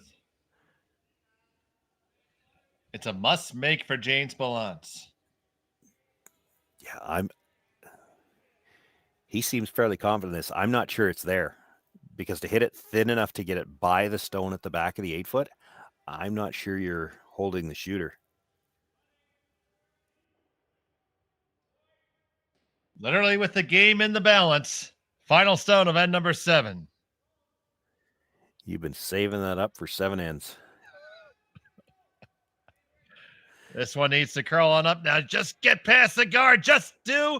Now you hit it. Now it jams. Does it clear? It doesn't. And you're only going to get 1. So it's a single point for Ballance. It's 4-2 after 7th. Dropkin will have the hammer in the 8th when we come back on Curling Stadium.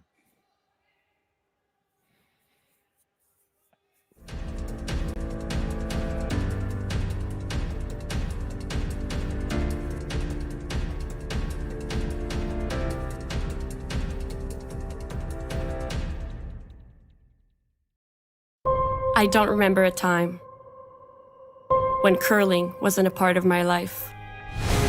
When I wasn't putting in the sweat and hard work to be the best that I can be. Clocking in the time, the effort to practice day in, day out. Curling is more than just a game. It's a family, a community. And when it's time to play, I know I'll be ready. Hardline, supporting hundreds of our next generation athletes. For over 20 years, the Sandra Schmel Foundation has granted more than $9 million to hospitals across Canada for life-saving equipment for premature and critically ill babies. In the past 4 years alone, $4 million has been granted thanks to the curling community's incredible generosity. The need continues year-round, and with your help, we can ensure every baby has the chance to grow up and become a champion, just like Sandra. Join us this March for the House of Hearts Charity Bonspiel in Duluth, Minnesota. Help raise funds for Project Joy, who provides meals for hungry kids in our community. Every donation helps to ensure no child goes hungry. Join us and make a difference. Together, we can spread joy.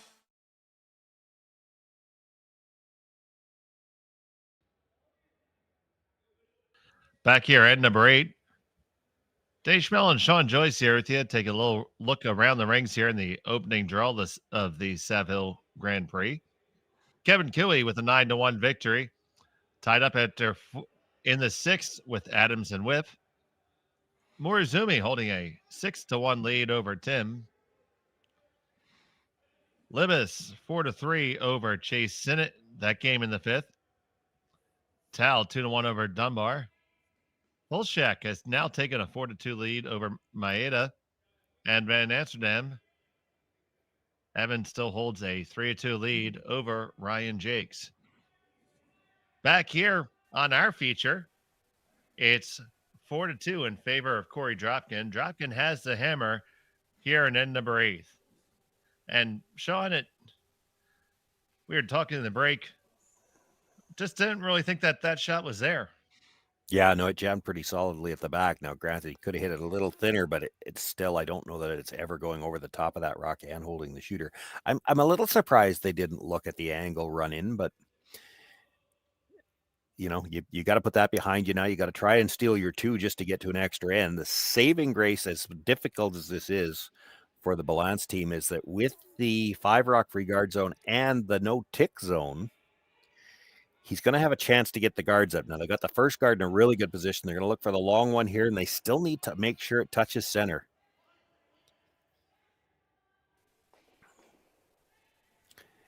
This is going to be really long, but it's got to get to the right side of the hog line, and it's not going to.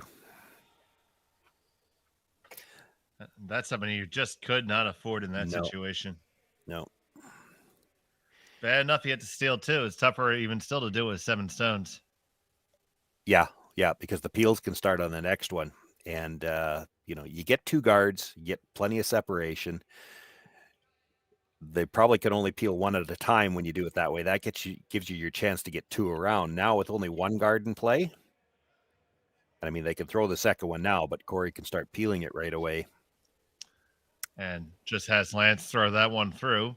Yeah, you're going to Korey need... Korey wants no parts of congestion here. No, anything you put in now would be just something they can use. I mean, they'll come around that stone at the top of the 4 foot, maybe to the back 8 or something to try to get one in play. But it's if you can't do it with 2 guards, the other way to try to steal 2 is to sit 3 and hope for a rollout. Well, again, when you've only got 1 guard to work with, it's hard to hide enough rocks while Korey Dropkin's peeling guards to get a 3rd one in the house. You really needed the 2nd guard before they could start peeling.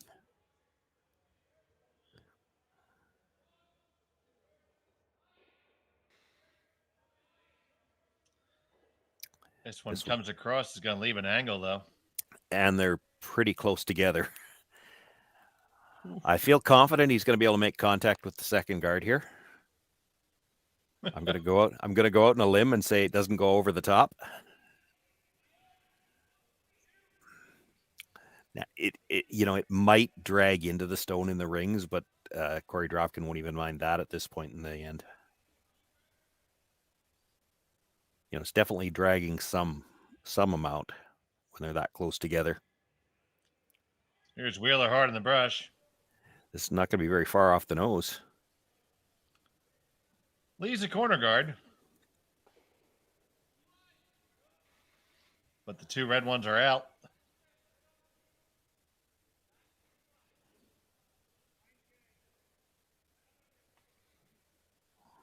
I'm not putting the center right back. Yeah, they're going to throw 1 more center. I expect that's all.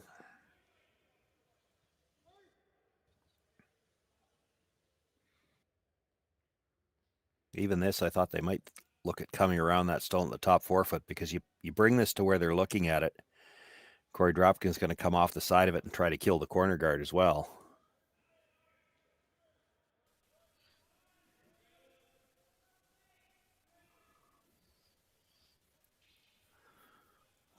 That's pretty good there. If he wants to play the double peel, he has to play the red towards the yellow. That's too risky, so he's just going to peel the 1. It'll be Powell again with the peel.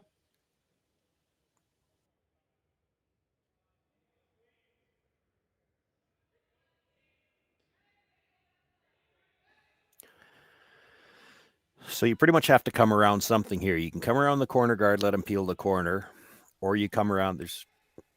I don't see how you're getting anything throwing another guard here. You're going to run out of rocks. You need to make Korey hit something yellow here. Up. There we go. They heard you. They heard you, Sean. You can come around either one. You come around the yellow, he peels the corner guard. He peels the corner guard. You can come around the run at the top of the 4 foot. He might try to run it back. Whichever one you play here, you're hoping for a bit of a miss, and then you're playing the other one on the next attempt. This is about trying to sit 3. It's not about worrying about getting buried. This is how you start to set up a chance to maybe sit 3. If you can make Korey look at 3 with his last one, you're hoping for a rollout.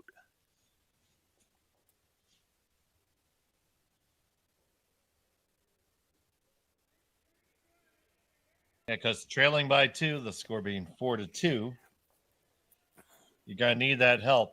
Yeah. You kind of have to do it with 4 rocks left, because you're going to leave them an open hit somewhere. This one's got to get past the guard, and it's not going to.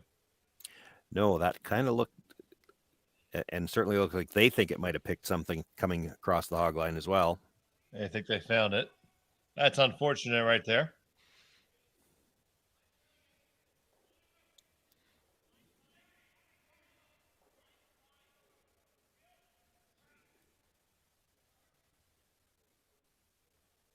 I thought he might try this from the center line side. He's trying it from the board side. He has to make sure he touches the 2nd guard, because if he ever clips the first one thin, he could put it right into that stone at the top 4. Little speed wobble from Andrew on the way out, and he does nut it and leave 2 guards. Well, you still got a chance to sit your 3. You come around and you're hoping he jams it again, so you get a chance to bring a 2nd one around. Then even if he peels, you hit the one in the middle with your last one. Yeah, you got to Little sliver of a crack of an opening. Got to get there. Key shot here for Bo Cornelson.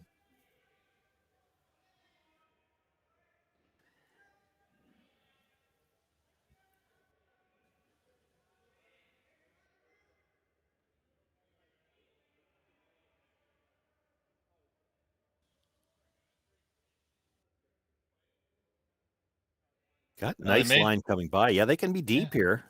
No, yeah, there's really no harm in this. You just have to be there. Yeah, just make sure you're buried. It doesn't matter if it's deep because you're hoping for a chance to come around again. So room for two, whether you come behind it or come in front of it, doesn't really matter as long as you can get a second one in there. Yeah, because Corey's never going to follow that down. The peel's always going to be the shot. Yeah, and you're hoping he jams it again, and then you can come around again. Better delivery there from Andrew. A somewhat better result, but still leaves that guard up there. Yeah, and it's still covering the stone at the back of the 8-foot. You come around again.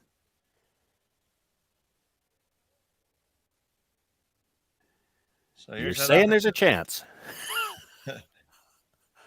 Was it over when the Germans bombed Pearl Harbor?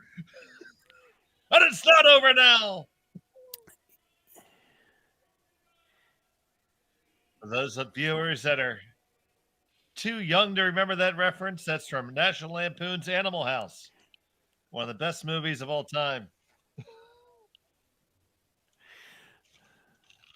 I went more modern. Mine was Dumb and Dumber.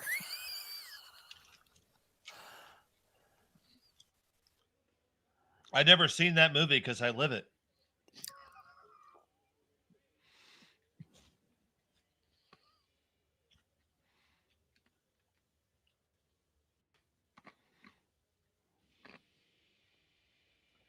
So what's your ideal depth here?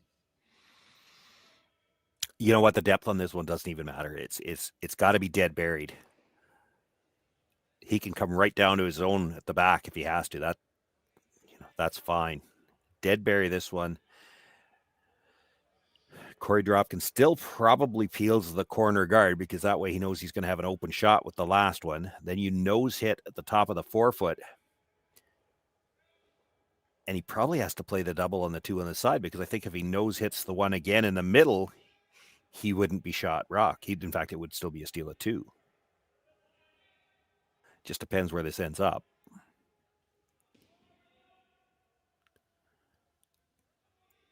This one taking the line nicely. Past the guard, no problem. Gonna be dead buried, just like you said. Big shot for the skipper when he needed it. But Korey can play off his own right at it if he wants to. He could. The danger in that, though, you hit the first one too thick and miss the third one. Now you're going to be facing 3 buried with the last one. You see them talking about those possibilities. Korey looking at the run peel, maybe. Yeah.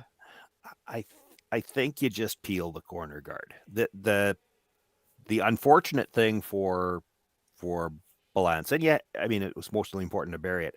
Where it stopped, so just play this out. Peel the corner guard, Ballance hits the yellow one. Now I think the nose hit on that one that was just delivered probably gets Korey shot rock, or at least second shot rock.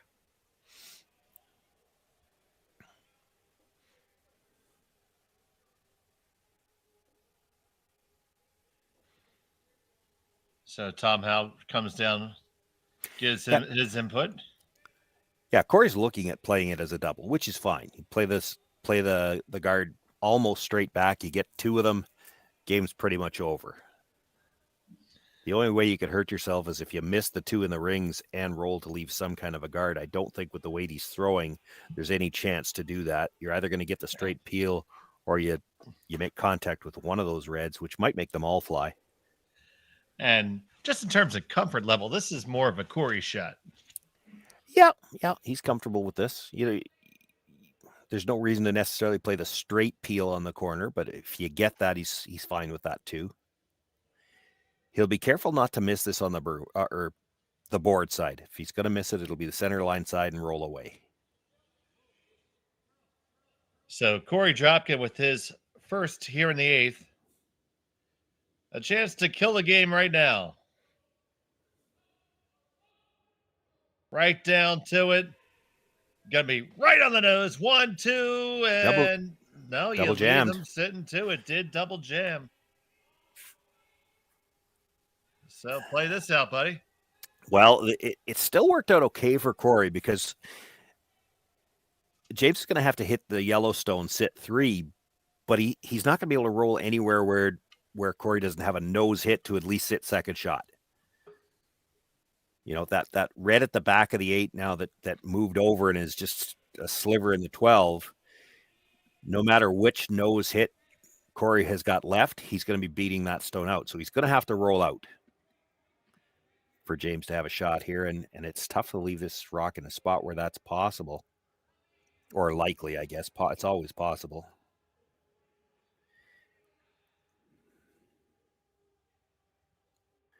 Probably try to roll dead in front of your own stone, I guess. That's probably the best outcome. Yeah, you hope you can talk Korey into playing the double, and if he hits it a little thin, he rolls out, misses the second stone. I don't think Korey will be fooled into that. He'll still just play the nose hit. He doesn't care if he jams it.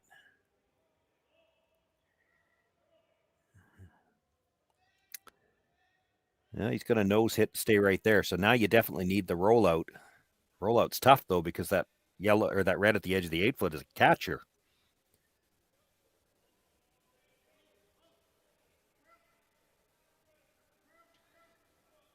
So Korey Dropkin just looking for the hit and stick here in the 8th end with the final stone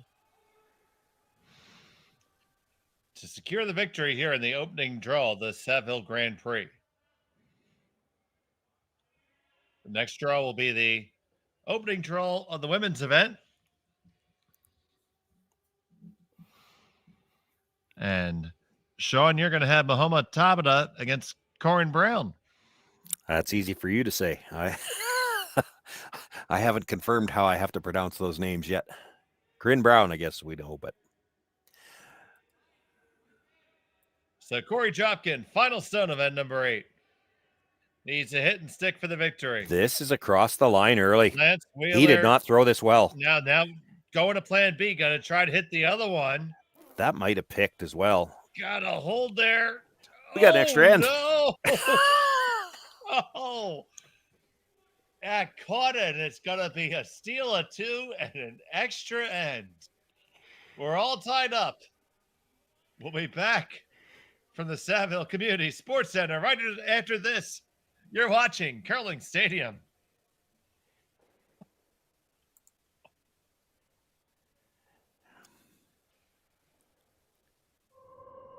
When curling wasn't a part of my life. When I wasn't putting in the sweat and hard work to be the best that I can be. Clocking in the time, the effort to practice day in, day out. Curling is more than just a game. It's a family, a community. And when it's time to play, I know I'll be ready.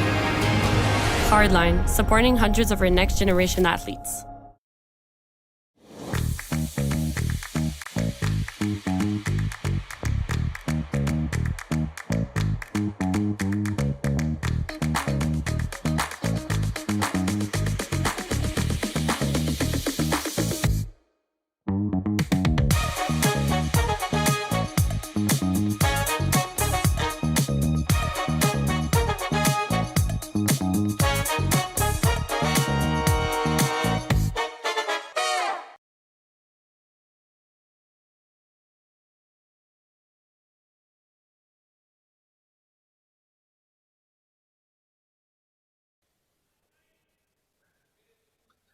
So we're here in the 9th end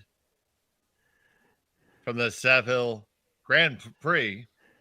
Dave Schmel, Sean Joyce, Connor Sims here with you. It's all tied up, and what a surprising end to that. Yeah, this is a very much unexpected extra end. It was a wide open hit for Korey Dropkin, and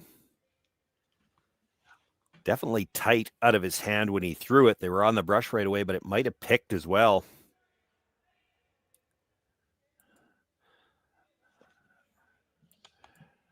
Regardless, it over curled.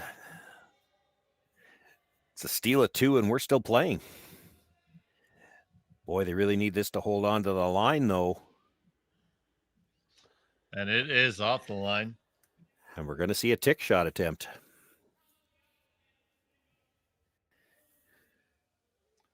So Lance Wheeler is going to be called on for the tick. Lance generally plays second on his team.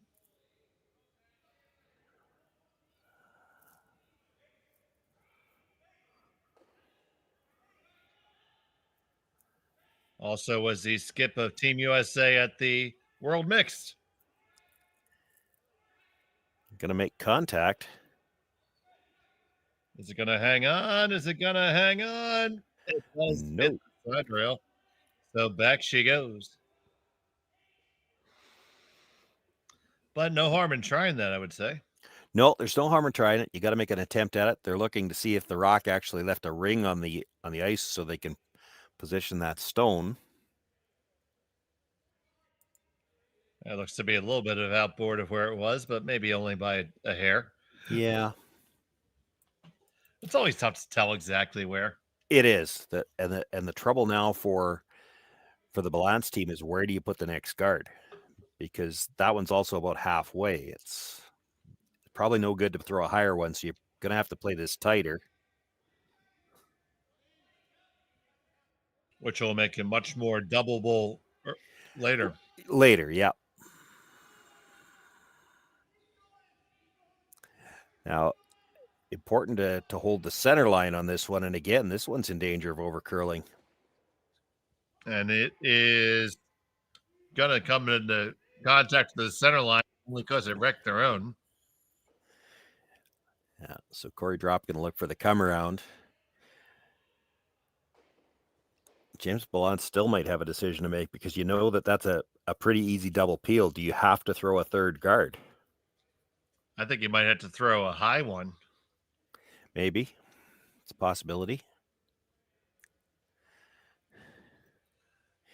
Could come under those two as well. Give them that double peel and know that you're going to protect one, because if you throw the high one, you might leave a triple. That one was hanging out there for Fenner for the longest time. Well, it's really deep. That definitely doesn't prevent the guard. You could come around now, let them play the double peel, and then try to guard for the entire end. But if you're coming around now, it has to be good enough to steal. That just bite the top of the forefoot. I don't like that call. I think you need a piece of the button here. If you're going to play the come around, you come around to the top of the button, let him peel a double guard, and then you guard for your life. If you're only biting forefoot, Korey Dropkin just draws button with his final stone.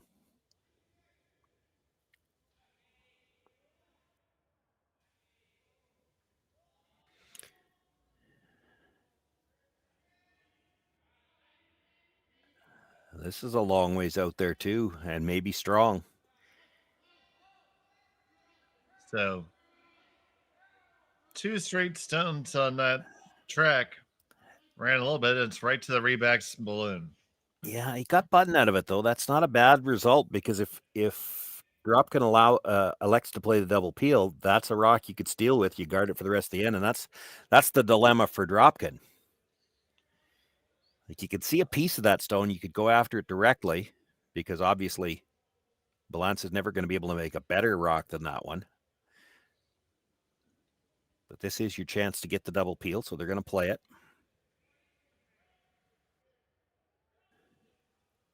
Asking for the curl side, and that will explode all the guards, and they go away.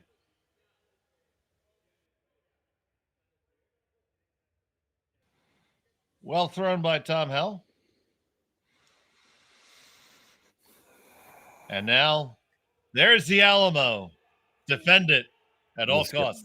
Going to be a series of guards here. Now, the last one might have to come fairly tight, because on this ice, you could come by and move that stone. But the rest of these, it's probably more important to be dead in line. Even halfway is fine. You need to make sure that Korey Dropkin is peeling guards. You start to get this too close, and he's going to try to run it into the rock in the rings. This needs to put the blinker on and take a turn. Yeah, and that's the problem, that they've got to bring it in tight to try to get it to cover shot rock. And now there's a chance Korey could go after both of them. He actually could see a lot of that shot rock.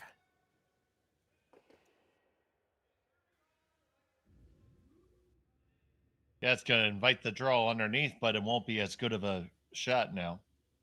Yeah, no, you can't beat the one that's there now.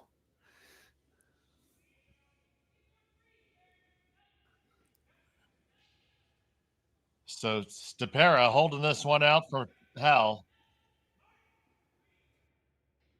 Yeah, that's a little quieter than I thought they'd play this. I'm not sure that they needed to hold the shooter.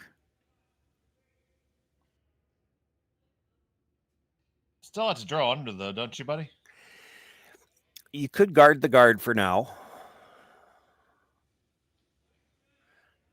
The problem with drawing under is there's only going to be about 6 feet between them, and Korey could try to get everything.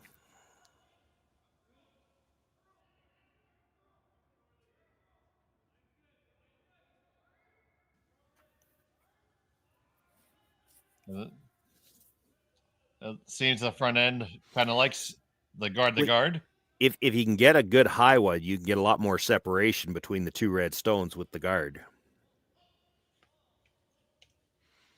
The only thing that hurts you right now is a double. You've got a guard to work with, so you're going to have a chance.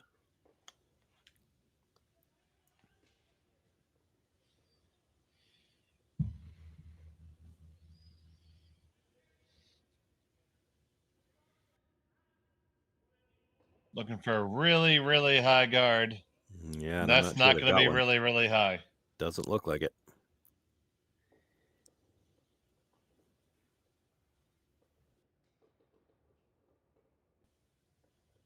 This is like watching the Price is Right and that poor mountain climber going up the mountain. Still got as much separation there as they would have gotten into a rock in the rings. So I think Korey's just playing the straight peel here. If you try the double here, there's a chance it's coming into the yellow in the 4-foot. Stepera on the peel will be a peel and a peel only.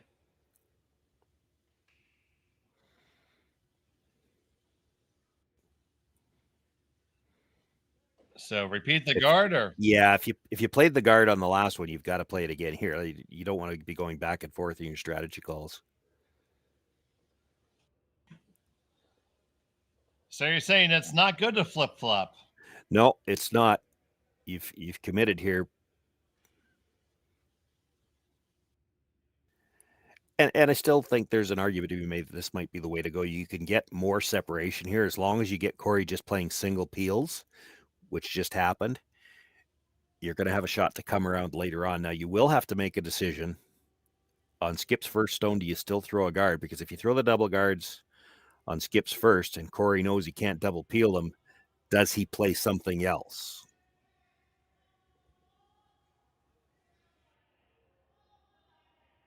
This one is going to over curl on him. Yeah. But get to the center line. A lot of separation. Still, there's a chance for the double and not much risk of jamming it on the one in the 4-foot now. I mean, it could happen, but with the weight they're going to throw, if you come from that angle and jam on the one on the 4-foot, it's still probably spinning out somewhere. You have to be really unfortunate to dead stick it.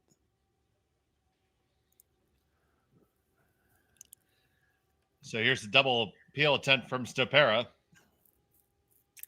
Really thin on the first one right now. And it's going to be just the one.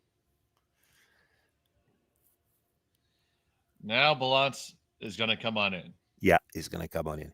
You could throw one more guard. The problem is, Korey Dropkin knows how this plays out too. You throw one more guard, if he can't double peel them, he knows you're coming around on the last one, and he may play something else. Now, what are his options? And do you mind if he draws?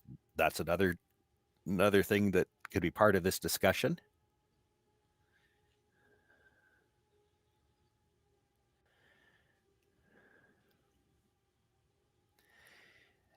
I think most of what they're talking about is how deep do they want to put this draw. And I think part of it was, so if you come to the back of the 4-foot here, you come top 4-foot, you pretty much know Korey's going to peel the corner guard or the just off center guard. And then where do you put the last one? You straight guard it, leaving the button. If you come to the back, and I don't know if that was part of the discussion, but I saw them gesture to the back. If you come to the back, could you ever talk Korey Dropkin into playing a freeze to it? Because if he freezes to it, you can follow it down again, get to the inside corner, and that might be your best shot to steal.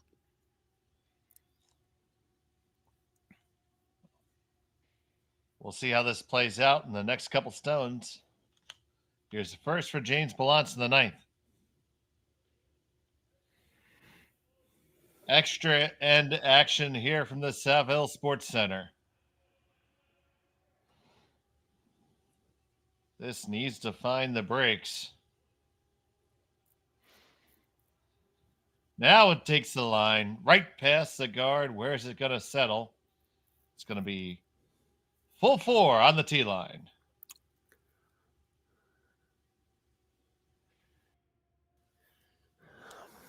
Well, Korey can see a sliver from the out-turn side. He could try to pick it out. Could simply straight peel the guard.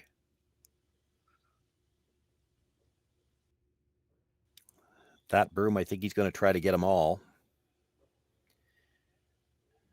Again, with the understanding, if you miss the double, you have to roll away. So he'll be throwing the out turn here, and if he's going to miss it, he wants to miss it on the center line side so that his shooter rolls well out of the way.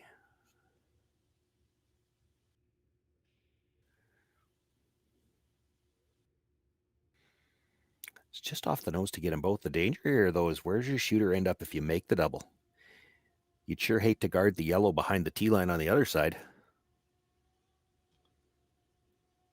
Here's Dropkin with his first. Wheeler trying to bring it over. On the 1 over the top.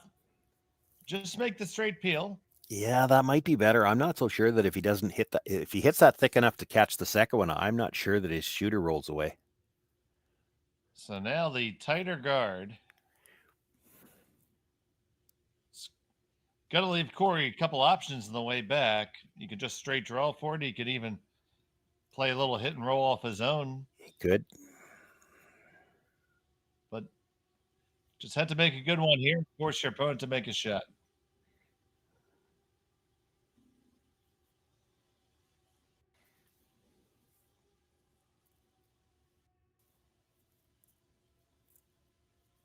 So you think just touching the 12-foot here?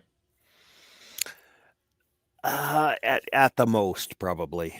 You start getting these too close together, and Korey takes a run at the double. Now you probably want it tight enough that you make him think about it. That's always the thing with a shot like this. You're trying to 2 shots into Korey's head.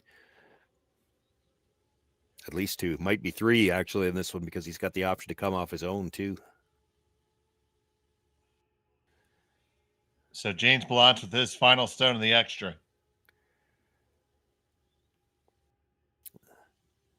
This needs to stop or it's going to leave a piece of that rock. It's going to turn out just fine.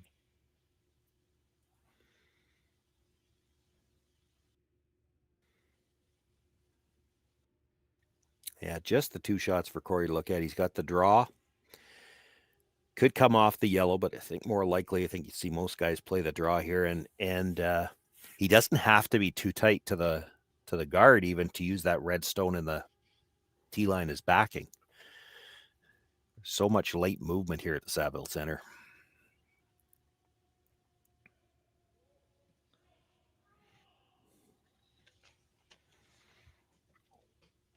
So Korey Dropkin gonna get ready. That looks to me, Dave, like the ice to come down to the corner of the red more so than the straight draw to the button, I think. Based on what I've seen so far, I tend to agree with you. Like if you're trying straight draw to the button, that's just a sliver under 4 feet of ice. I don't think that's enough. So he's playing this as the come down to the red.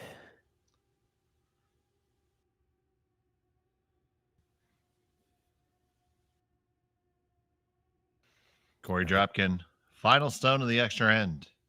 The danger of the call like this is if you try to throw enough weight to make sure you're down to the red and you're a little strong, you won't get the curl either. On it, right out of his hand.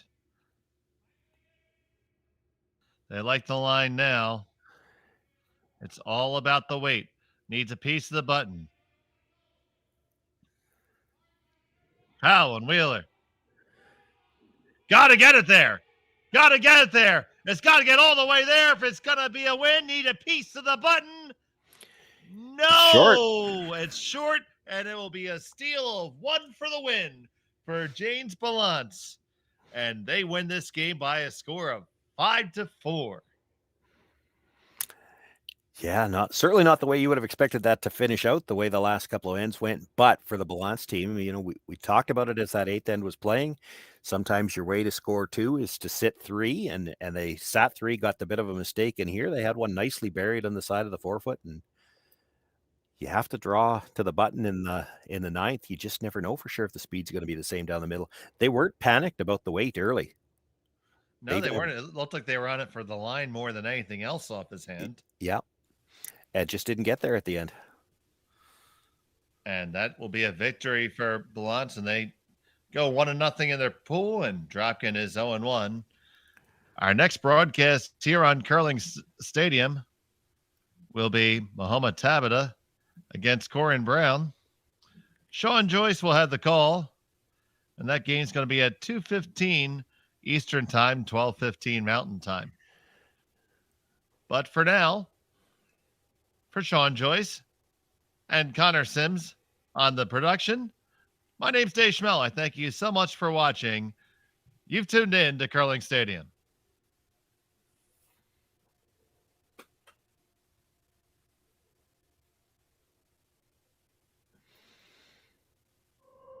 When curling wasn't a part of my life.